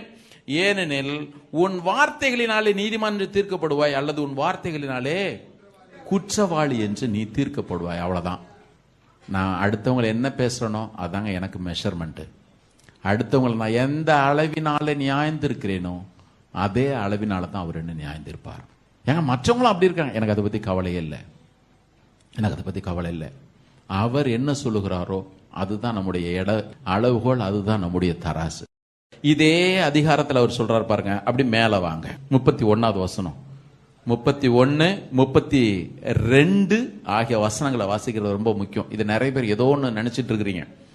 இது பேச்சை பத்தி பேசிட்டே வர்றாரு. அந்த அங்க கூட பாருங்க, பேச்சு இருதயம் ரெண்டையும் கனெக்ட் பண்ணி தான் பேசுறாரு. கரெக்டா? பேசுறவன் நல்ல இருதயமாகிய பொக்கிஷத்துல இருந்து அப்படி இருதயத்தை கர்த்தரிச்சதமா நெக்ஸ்ட் வீக்ல பார்ப்போம். அவர் சொல்ற பாருங்க 31வது வசனம், ஆதலால் நான் உங்களுக்கு சொல்லுகிறேன், எந்த பாவமா இருந்தாலும் எந்த தூஷணமா இருந்தாலும் மனுஷருக்கு மன்னிக்கப்படும். ஆவியானவருக்கு விரோதமான தூஷணமோ மனுஷருக்கு மன்னிக்கப்படுவது இல்லை. 32வது வசனம். எவனாகிலும் மனுஷகுமாரனுக்கு விரோதமான வார்த்தை சொன்னால் அது அவனுக்கு மன்னிக்கப்படும். எவனாகிலும் பரிசுத்த ஆவிக்கு விரோதமாக பேசினால் அது இம்மையிலும் மறுமையிலும் அவனுக்கு அது மன்னிக்கவே படுறது இல்லை. இது இயேசு சொன்ன வார்த்தை. அது என்ன பரிசுத்த ஆவியானவருக்கு விரோதமா பேசினாங்க? எனக்கு தெரிஞ்ச பரிசுத்த ஆவியானவர் தனியா யாருன்னா திட்டுறாங்களா? என்ன, யாரும் திட்டுறதே இல்லை. இயேசுவை திட்டுவான். மீட்டிங் போட்டு அவன் முட்டா பசங்க மாதிரி பேசிட்டு இருப்பாங்க. விடுங்க, முட்டாள், அவன் பேசிக்கிட்டே இருக்கிறான். எனக்கு தெரிஞ்சு இப்ப யாரும் பேசல. ஆண்டவர் சொல்றாரு, பரிசுத்த ஆவியானவருக்கு விரோதமாய் பேசுகிறவன் யாரானாலும். அதனாலதான் பவுல் எபேசருக்கு எழுதும் பொழுது சொல்றார் 4:20, நீங்கள் மீட்கப்படும் நாளுக்கென்று முத்திரையாக பெற்ற பரிசுத்த ஆவியானவரை துக்கப்படுத்தாதிருங்கள். இப்ப இயேசு என்ன சொல்றாரு கவனிங்க. உங்கள் ஒவ்வொருவருக்குள்ளும் பரிசுத்த ஆவியானவர் கொடுக்கப்பட்டிருக்கிறாரு. கொடுக்கப்பட்ட ஆவியானவர் நீ ஒவ்வொரு முறையும் உன் வாயை திறக்கும் பொழுது வேண்டாம் வேண்டாம் வேண்டாம்னு சொல்லதான் செய்றார். ஒவ்வொரு முறையும் ரட்சிப்பை பெற்றவர்கள், ரத்தத்தினாலே கழுவப்பட்டவர்கள், நான் ஆவிக்குரிய சபையில் அங்கத்தினால இருக்கிறேன்னு சொல்ற உங்க ஒவ்வொருத்தருக்கும் சரி, எனக்கும் சேர்த்தான் சொல்றார். நான் வாயை திறக்கும் பொழுது ஆவியானவர் சொல்றார், பஸ்டின் வேண்டாம், பஸ்டின் நான் வேணாம், பஸ்டின் நான் வேணாம், பஸ்டின் இது வேணாம், செய்யாத, இதை பேச வேணாம். ஆனால் ஒவ்வொரு முறையும் நான் வீணான வார்த்தைகளை பேசும் பொழுது என் கையை பிடிச்சி தடுக்கிற ஆவியானவரை மிஞ்சிக்கிட்டு அவருக்கு விரோதமா நான் பேசுறேன். அவர் தடுத்தும் அவரை துக்கப்படுத்தி நான் பேசுறேன் பாருங்க. வார்த்தை சொல்றாரு, மன்னிக்கவே கூடாது போ. ஏன்? உன்னை தடுப்பதற்கு ஆள் இல்லை என்றால் பரவாயில்லை. இன்னொரு விதத்துல சொல்றதா இருந்தா, எப்பொழுதெல்லாம் நான் வீணான வார்த்தைகளை பேசுகிறேனோ அப்பொழுதெல்லாம் நான் நுனி கிளையில உட்கார்ந்துகிட்டு அடிமரத்தை வெட்டுறேன்னு அர்த்தம். எனக்காக பரிந்து பேசுறோம் ஒருத்தர் யாரு? ஆவியானவர் தான். வேதம் சொல்ற நம்முடைய பலவீனங்களே நமக்காக ஒரு பரிந்து பேசுறார். எனக்கு மன்னிப்பிற்காக பரிந்து பேசுகிற அந்த ஆவியானவர், எனக்கு நன்மைகள் உண்டாகும்படி என்னுடைய பலவீனத்திலே எனக்காக தேவ சித்தத்தை அறிந்து விண்ணப்பம் பண்ணுகிற அந்த ஆவியானவரையே நான் துக்கப்படுத்தி துக்கப்படுத்தி துக்கப்படுத்தி உட்காருவேனே. ஆனால் மன்னிப்புக்காக பரிந்து பேசுற அவரையே நான் துக்கப்படுத்திட்டேன்னா எனக்காக யாரு மன்னிப்புக்காக பரிந்து பேச முடியும்? சொல்லுங்க பாப்போம். யாரு பேச முடியும்? கர்த்தர் பிள்ளைங்க வார்த்தைகளை சும்மா தாராளமா வாரி இறக்கிறது, தாராளமா வாரி இறக்கிறது. வசனம் சொல்லுது, ஒவ்வொரு வார்த்தை குறித்து நியாயத்தீர்ப்பு நாள்ல, மறுபடியும் சொல்றேன், வார்த்தைகளும் போடல, ஒவ்வொரு வார்த்தை ஒவ்வொரு வார்த்தை அவருடைய வருகையில் அவருக்கு முன்னால் நான் நிற்கணும். நான் எல்லாத்துலேயும் பெர்ஃபெக்டாக இருந்தேன் ஆண்டவரே. ஆண்டவர் சொல்லுவார், எல்லாம் கரெக்டு தான்பா, ஆனால் அது எல்லாத்தையும் விட நீ பேசின வார்த்தைகள் வெயிட் ரொம்ப தாராளமாக இழுத்துட்டு போகுதே, நான் என்ன பண்ண முடியும்? நீங்க அன்னைக்கு போய் எனக்கு இறங்க ஆண்டவர்னு ஒருத்தன் கேட்க முடியாது. நான் இயேசு சொல்லிட்டாரு, நான் ஒருத்தனை நியாயந்திருக்க போகிறது இல்லை, நான் அனுப்பின வசனமே அவனை கடைசி நாளில் நியாயந்திருக்கும். கர்த்தருடைய பிள்ளைங்க கவனிங்க, ஏற்கனவே சொன்ன வசனம் என்ன? நீங்கள் பேசுகிற வீணான வார்த்தைகளை யாரும் குறித்து நியாயத்திருப்பு நாளை கணக்கு ஒப்புவிக்கணும். இதெல்லாம் அவர் ஏற்கனவே எழுதின ஜட்ஜ்மெண்ட். அன்றைக்கு அவருடைய இறக்க நமக்கு முன்னால வந்து நிற்க முடியாது. அவர் எழுதின ஜட்ஜ்மெண்ட் தான் நமக்கு முன்னாடி நிற்கும். ஒருவேளை இன்னைக்கு நான் சொல்றது கொஞ்சம் ஹார்ஷா கூட இருக்கலாம். நான் எனக்காக அந்த வசனங்களை எழுதுகிறேன். பேசுகிற வார்த்தைகள் ஒவ்வொன்றிலும் கவனமா இருங்க. கர்த்தர் நமக்கு உதவி செய்வாராக. ஆமென்.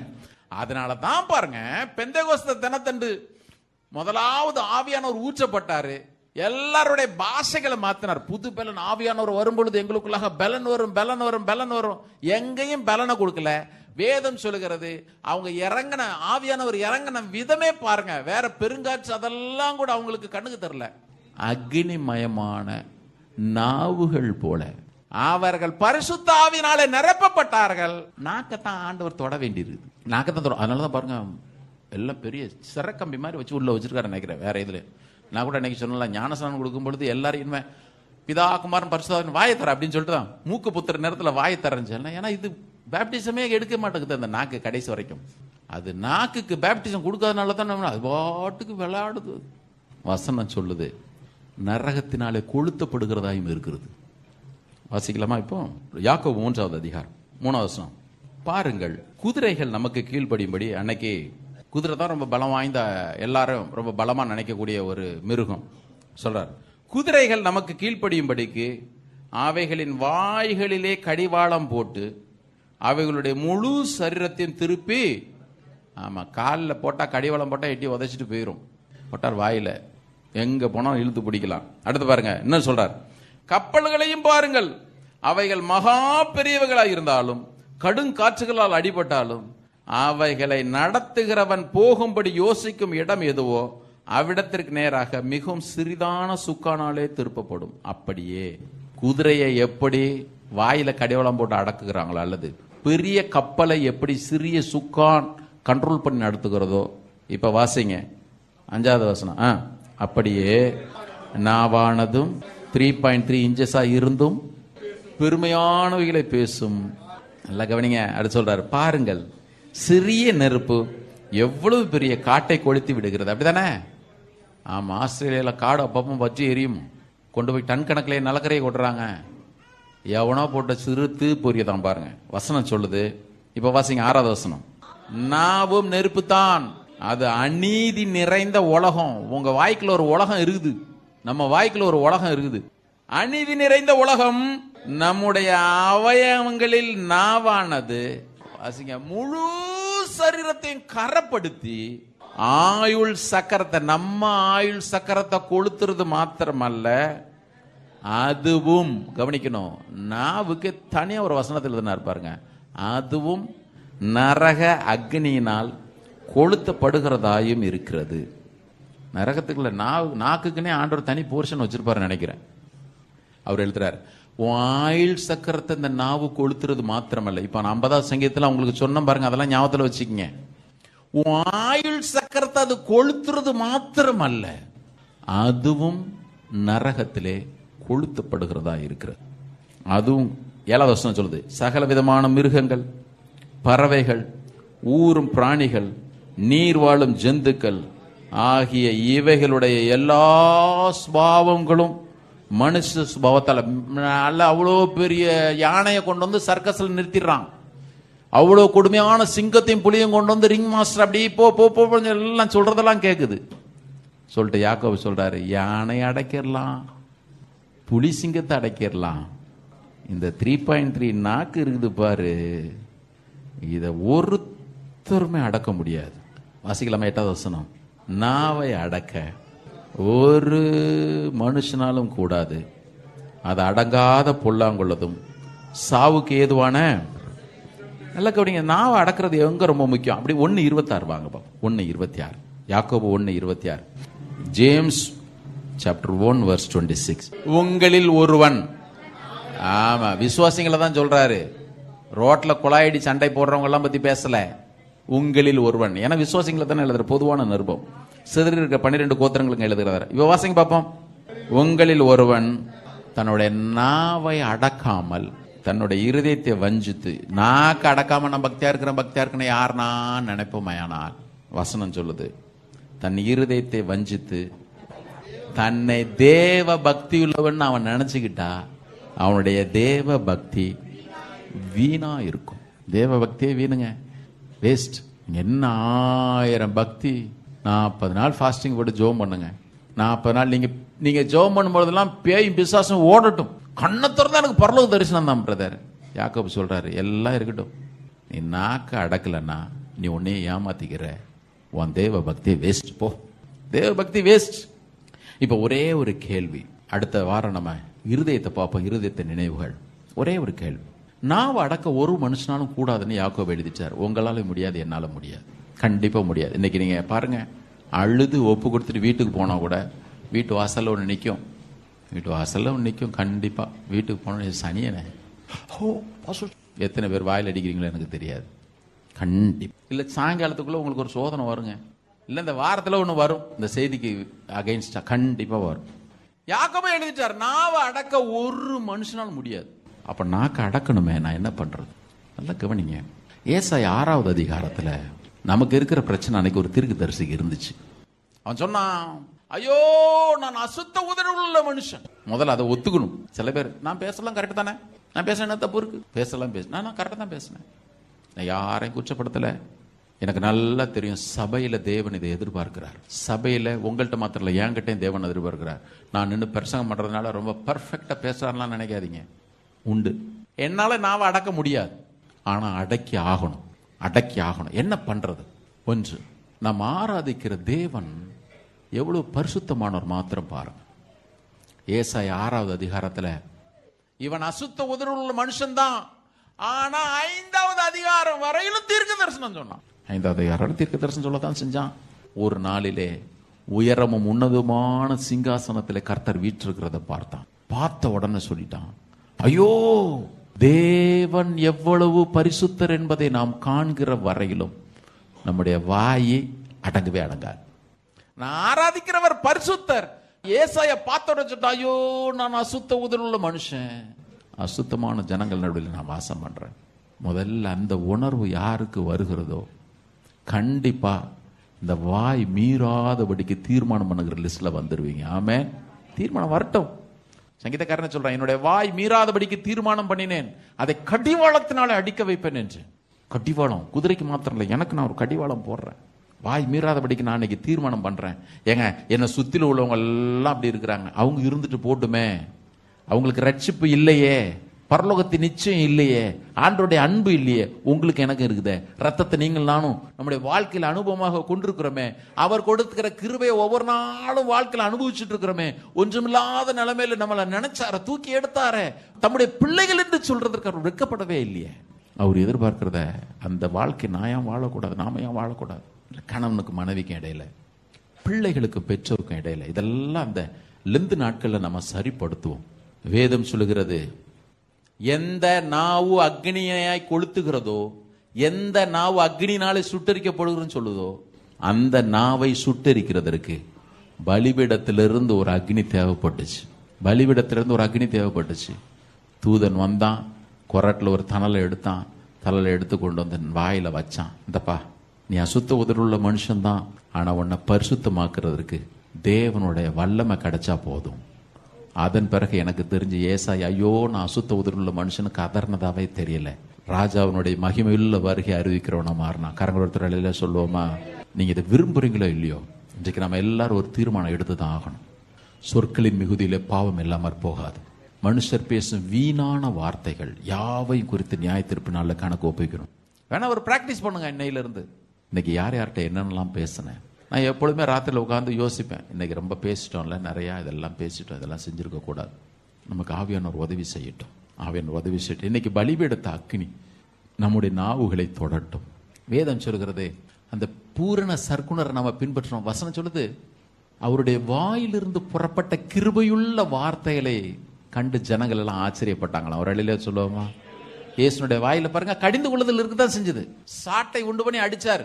என்னுடைய வீடு சகல ஜனங்களுக்கும் ஜெப வீடு, இது என்னுடைய பிதாவினுடைய வீடு, நீங்கள் அதை கல்லர் குகையாக மாற்றுகிறீர்கள், அடிச்சார். அதெல்லாமே இருக்கு. ஆனால் அவரை குறித்து வேதம் சொல்லும் பொழுது, நீங்க மத்தேயு 5 வாசிச்சீங்கன்னா திருப்ப வேண்டாம், மலை பிரசங்கத்தில் அவர் தமது வாயை திறந்து அவர்களுக்கு சொன்ன வாக்கியம், வாயை திறந்து அதே மென்ஷன் பண்ண வேண்டியிருக்கு பாருங்க. அவருடைய வாயிலிருந்து புறப்பட்ட கிருபையுள்ள வார்த்தைகளை குறித்து அதிகாரம் இருந்துச்சு. அந்த அதிகாரத்திலும் கூட பாருங்க, உடஞ்சி போன நொந்து போன ஜனங்களை ஆறுதல் படுத்த தேவையான கிருபையுள்ள வார்த்தைகள் புறப்பட்டு போச்சு. அவருடைய பிள்ளைகள், நாங்கள் பிரியமான பிள்ளைகளை போல தேவனை பின்பற்றுகளா இருந்து நமக்குள்ள ஏன் அந்த சுவா இன்னைக்கு வரக்கூடாது? அவங்க ஃபர்ஸ்ட் ஸ்டெப் எடுத்துக்கிட்டார், நாம எடுத்து வைப்போமே. ஃபர்ஸ்ட் ஸ்டெப் நாம எடுத்து வைப்போமே, அவருக்கு பிரியமா வாழ்வோமே. எல்லாரும் எழுந்து நிற்போம். ஏசாயாவை போல நம்ம சொல்லுவோம், ஆண்டவரே, என் வாழ்க்கையும் கூட ஒரு இன்னைக்கு மறுரூபமாகட்டும் ஐயா, என் வாய் மறுரூபமாகட்டும். ஒருவேளை கர்த்தர் இன்றைக்கு உங்களை துக்கப்படுத்தக்கூடிய விதத்துல இடைப்பட்டிருப்பாரு. ஏன்னா விட்டு கொடுத்துருங்க, விட்டு கொடுத்துருங்க. யாக்கோபை போல போராடவே போராடாதீங்க. விட்டு கொடுத்துருங்க பிரதர், சிஸ்டர், விட்டு கொடுத்துருங்க. வாயின் வார்த்தைகள் அவருக்கு பிரியமா இருந்துச்சுன்னா கண்டிப்பா மற்றவங்களுக்கு ஆறுதலை கொண்டு வந்துடும். ஏசாயா 50வது அதிகாரத்துல வாசிக்கிறோம், இயேசு கிறிஸ்துவை குறித்து சொல்லும் பொழுது தீர்க்க தரிசன வார்த்தைகள், கர்த்தராகிய தேவன் எனக்கு கல்விமானி நாவை தந்தருளினார், இளைப்படைந்தவனுக்கு சமயத்திற்கு ஏற்ற வார்த்தை சொல்லும்படி கல்விமானி நாவை தந்தருளினார். நம்ம நிறைய நேரத்துல நம்முடைய வார்த்தைகள்லாம் போது, எல்லாத்துக்கும் கணக்கு உண்டு பிரதர், சிஸ்டர், எல்லாத்துக்கும் கணக்கு உண்டு. ஆண்டவர் சொன்னார்ல, சங்கீதம் 50 ஆண்டவர் சொல்லல, நீ பேசிட்டு இருக்கிற போல நானும் மௌனமா இருந்தேன், நான் அப்படியே இருப்பேன்லாம் நினைச்சிடாத. நான் உன்னை கடிந்து கொள்ளுவேன், அவைகள் ஒவ்வொன்றாக உன் மேல திரும்ப வர பண்ணுவேன். நான் என்ன ஆண்டவரை பண்றது? ஸ்தோத்திர பலியிடு. அதுல இருந்து எந்த துர்வாசனை வரக்கூடாது எனக்கு. அன்னைக்கு நோவா பலி செலுத்தின பொழுது கர்த்தர் அதை சுகந்த வாசனையாக முகர்ந்தார்னு போட்டிருக்கு. இன்னைக்கு எத்தனை பேர் நம்முடைய வாய்களை திறந்து தேவனுக்கு ஸ்தோத்திரம் செலுத்தும் பொழுது அவர் சுகந்த வாசனையா முகர்றாரோ இல்லையோ எனக்கு தெரியல. ஒரே ஊற்றுக்கண், இது நல்ல தண்ணி தான் வரணும், நல்ல தண்ணி தான் வரணும். கர்த்தர் நமக்கு உதவி செய்யட்டும். கேளுங்க, இதுல ஆண்டவர் பிரியமா இருக்கிறார் பாருங்க. பவுல் சொல்ற வார்த்தையில கூட நீ மற்றவங்களுக்கு முன்மாதிரி ஆயிரு. கர்த்தர் நமக்கு உதவி செய்யட்டும்.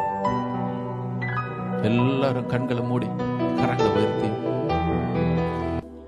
Take me into the holy of holies. Take me in by the blood of the Lamb. Take me into the holy of holies. Take the coat, touch my lips, here I am. Take the coal, touch my lips, here I am. Here I am, oh Lord. Here I am, oh Lord.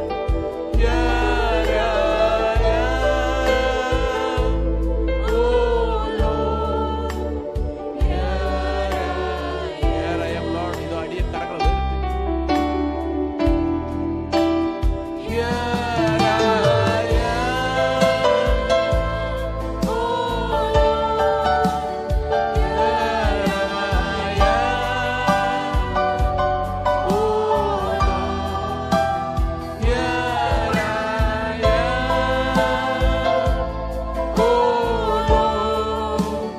Here I am. நான் உம்மை தேடுவேன் நாள் முழுதும். நான் உம்மை சேவிப்பேன் வாழ்நாளெல்லாம். எனதெல்லாவற்றிலும் நான் உம்மை நேசிப்பேன் இயேசுவே. நான் உம்மை தேடுவேன் நாள் முழுதும். நான் உம்மை சேவிப்பேன் வாழ்நாளெல்லாம். எனதெல்லாவற்றிலும் நான் உம்மை நேசிப்பேன் இயேசுவே. Here I am, Lord. Lift up your hands and sing. Here I am, oh Lord. Here I am, oh Lord. Here I am, oh Lord. Here I am. Take me into the holy of holies. Take me into the holy of holies. Take me in by the blood of the Lamb. Take me into the holy of holies. Take the coal, touch my lips, here I am. Take the coal, touch my lips, here I am. Take the coal, touch my lips, here I am.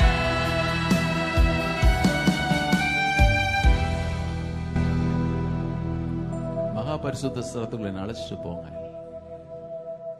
அக்கினி தழல் என் நாவை சுடட்டும், சுடட்டும், சுடட்டும். சின்சியரா கேளுங்க. வருஷம் தான் லெந்தன் days வருது. வாரம் தான் டிசிஷன் எடுக்கிறோம். இன்னைக்கு அந்த தீர்மானத்துல உறுதியா இருக்கு. தாவீது சொன்ன பாருங்க, என் வாய் மீறாதபடிக்கு நான் தீர்மானம் பண்ணேன். இந்த தீர்மானம்லாம் எடுக்கலன்னா நம்ம எப்படி பரிசுத்தமா வாழ முடியும்?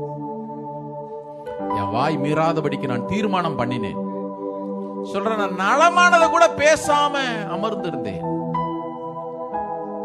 சில நேரத்துல ஆண்டவர் உங்களை இந்த பாதையில கொண்டு போவார். பதறி பேசாதீங்க. உலகத்தான் சொல்றான், வாய் சொல்லு தலைக்கு சுமன்னு. கர்த்தருடைய பிள்ளைகளுக்கு அது கூட தெரியாம போயிச்சே. பேசாதீங்க, நாம பேச வேண்டாம். வேதம் சொல்லுகிறது, பக்தி விருத்திக்கு ஏதுவான நல்ல வார்த்தை உண்டானால் அதே கேட்கறவங்களுக்கு பிரயோஜனமா இருக்கும்படி பேசும். நம்ம மற்றவங்களை பத்தி பேச வேண்டாம், கேட்க வேண்டாம். அவசியமா இருந்துச்சுன்னா சில காரியங்களை தப்புறதுக்குன்னா கேளுங்க. உங்களுக்கே அது தெரியும், அது செய்தியா கோளான்னு உங்களுக்கு தெரியுங்க. நீங்க பேசுறதும் கேட்கறதும் அது செய்தியா கன்வே பண்றீங்களா இல்ல என்ன இன்டென்ஷனோட பண்றீங்கன்னு அவருக்கு தெரியும், உங்களுக்கு தெரியும். உங்களுக்கு தெரியும் அப்படின்னு சொல்றேன். இவைகளை நிமித்தம் நான் உன்னை கடிந்து கொண்டுன்னு அவர் சொன்னாரு. அவருடைய எச்சரிப்புக்கு நாம மனம் திரும்புவோம். எனக்கு திட்டமும் தெளிவுமா தெரியும், திட்டமும் தெளிவுமா. இன்னைக்கு இந்த செய்தி நான் பேசுறதுக்கே இல்லை. நான் வேற ஒரு செய்தியை போட்டு மண்டையை உடைச்சிட்டே இருக்கிறேன். ஒரு நாள் ஃபுல்லா கர்த்தருடைய சமூகத்துல காத்திருந்தேன். திட்டமும் தெளிவுமா கர்த்தர் அந்த வார்த்தை பேச சொல்ற. நான் சொல்லிட்டேன், எனக்கும் நான் அதை எடுத்துக்கிட்டேன். எல்லாரும் தயவு செய்து ஒரு நிமிஷம் கண்களை மூடி எல்லாரும் கரங்களை உயர்த்தி ஆண்டவர் பார்த்து சொல்லுங்க, ஆண்டவரே சொல்லுங்க, இயேசுவே, சத்தமா இயேசுவே, என்னுடைய வாயின் வார்த்தைகளும் என்னுடைய இருதயத்தின் நினைவுகளும் உமக்கு பிரியமா இருக்கட்டும். ஒவ்வொரு நாளும் உமக்கு பிரியமானவர்களை பேச, ஒவ்வொரு நாளும் உமக்கு பிரியமானவர்களை செய்ய நீர் எனக்கு உதவி செய்யும். ஆமென். அன்பின் ஆண்டவரே, இந்த வார்த்தையின் வாசஸ்தலம் திருச்செம்முடைய கரங்களை ஒப்பு கொடுக்கிறோம். நீர் எங்களுடைய சபைக்கு தலைவராய் இருக்கிறீர். எல்லாவற்றிலும் நீரே முதல்வராய் இரும் ஐயா. நாங்கள் உடைய அவயவமாய் இருக்கிறோம், அங்கங்களாய் இருக்கிறோம். எங்களுடைய வார்த்தைகளை, வாயை, நாவை ஆவியானவர் நீர் அடக்கி ஆள்வீராக. நீங்க அடக்கி ஆளுங்க ஆண்டவரே, நீங்க அடக்கி ஆளுங்கப்பா. இந்த நாவு எரிக்கிறது மாத்திரமல்ல, எரிக்கப்படுகிறதாயும் இருக்கிறது நாங்க வாசிக்கிறோம். வேண்டாம் ஆண்டவரே, எங்கள் சரீரத்தில் ஒவ்வொரு அவயமும் நீர் ஆளுகை செய். நீங்க ஆளுகை செய்ய ஆண்டவரே. நாங்க தேவையில்லாத வார்த்தைகளை பேசக்கூடாது. மற்றவங்களுக்கு விரோதமா நாங்க பேச வேண்டாம். ஒருவேளை அது எங்களுக்கு பாதிப்பை கொண்டு வரணும் கூட வேண்டாம் ஐயா. நாங்க அதை பேசல. எங்களுக்கு அந்த கிருபையை தாங்க. ஒவ்வொரு நாளும் பலிபடுத்த அக்கினி எங்கள் நாவுகளை தொடட்டும், சுட்டரிக்கட்டும். எங்க வாயிலிருந்து புறப்படுகிற வார்த்தைகள் கிருபையுள்ள வார்த்தைகளாக இருக்க உதவி செய்யும் ஆண்டவரே. வீட்டுல சகோதரிகள், வாழ்க்கை துணையா இருக்கிறவர்கள், கணவன்மாருக்கு, மனைவிமாருக்கு, பிள்ளைகளுக்கு, ஆண்டவரே நண்பர்களுக்கு அப்படி நல்ல இனிமையான சொற்களை கர்த்தர் கொடுங்க. உமக்கு நன்றி, உமக்கு நன்றி, உமக்கு நன்றி, உமக்கு நன்றி. கர்த்தர் எங்கள் வாழ்க்கையில் ஒரு ஆழமான கிரியை நடப்பியும் அந்த ஒவ்வொருவரோடும் கிருபை தங்கி இருக்கட்டும். ஒவ்வொருவருக்கும் நல்ல சுகத்தையும் பலனையும் கர்த்தர் கொடுங்க. பலவீனத்தின் கட்டுகள் எல்லாம் உடைந்து போகட்டும். யார் யாரெல்லாம் வியாதிப்பட்டிருக்கிறார்களோ ஆண்டவரே, நெகட்டிவான வார்த்தைகள் பேசினதுனால அவங்களுடைய சரீரத்துல எந்த சாபங்கள் வந்திருந்தாலும் இயேசுவின் நாமத்தினாலே அவையெல்லாம் உடைக்கப்படட்டும். நன்மையும் கிருபையும் அவர்களை தொடரட்டும். உமக்கு நன்றி, உமக்கு நன்றி, உமக்கு நன்றி. துதிக்கிற மகிமையெல்லாம் ஒருவருக்கு எடுக்கிறோம். இப்ப இயேசு நாமத்தில் எங்களை தாழ்த்து ஜெபிக்கிறோம் நல்ல பிதாவே. எல்லாரும் சேர்ந்து சொல்லுவோமா? என் ஆத்மாவே கர்த்தரை ஸ்தோத்திரம், என் உடலுமே பரிசுத்த நாமத்தை ஸ்தோத்திரம். என் ஆத்மாவே கர்த்தரை ஸ்தோத்திரம். கர்த்தர் செய்த சகல பாரங்கள் மாறுவது. ஆமென். நம்முடைய கர்த்தராகிய இயேசு கிறிஸ்துவினுடைய கிருபையும் பிதாவாகிய தேவனுடைய அன்பும் பரிசுத்த ஆவியின் ஐக்கியமும் நம்ம ஒவ்வொருவரோடும் சகல பரிசுத்தவான்களோடும் கர்த்தருடைய வருகை மட்டும் இருப்பதாக. கர்த்தர் உங்களை ஆசீர்வதித்து உங்களை காக்க கடவர். கர்த்தர் தமது முகத்தை உங்கள் மேல் பிரகாசிக்கப்படி உங்கள் மேல் கிருபையா இருக்க கடவர். கர்த்தர் தம்முடைய முகத்தை உங்கள் மேல் பிரசன்னமாக்கி சமாதானத்தை, மகிழ்ச்சி, விடுதலை, ஆரோக்கியத்தை எல்லாவற்றிற்கும் மேலாக நாவின் மேல் அதிகாரத்தையும் தந்தருள்வாராக. ஆமென். God bless you. God be with you.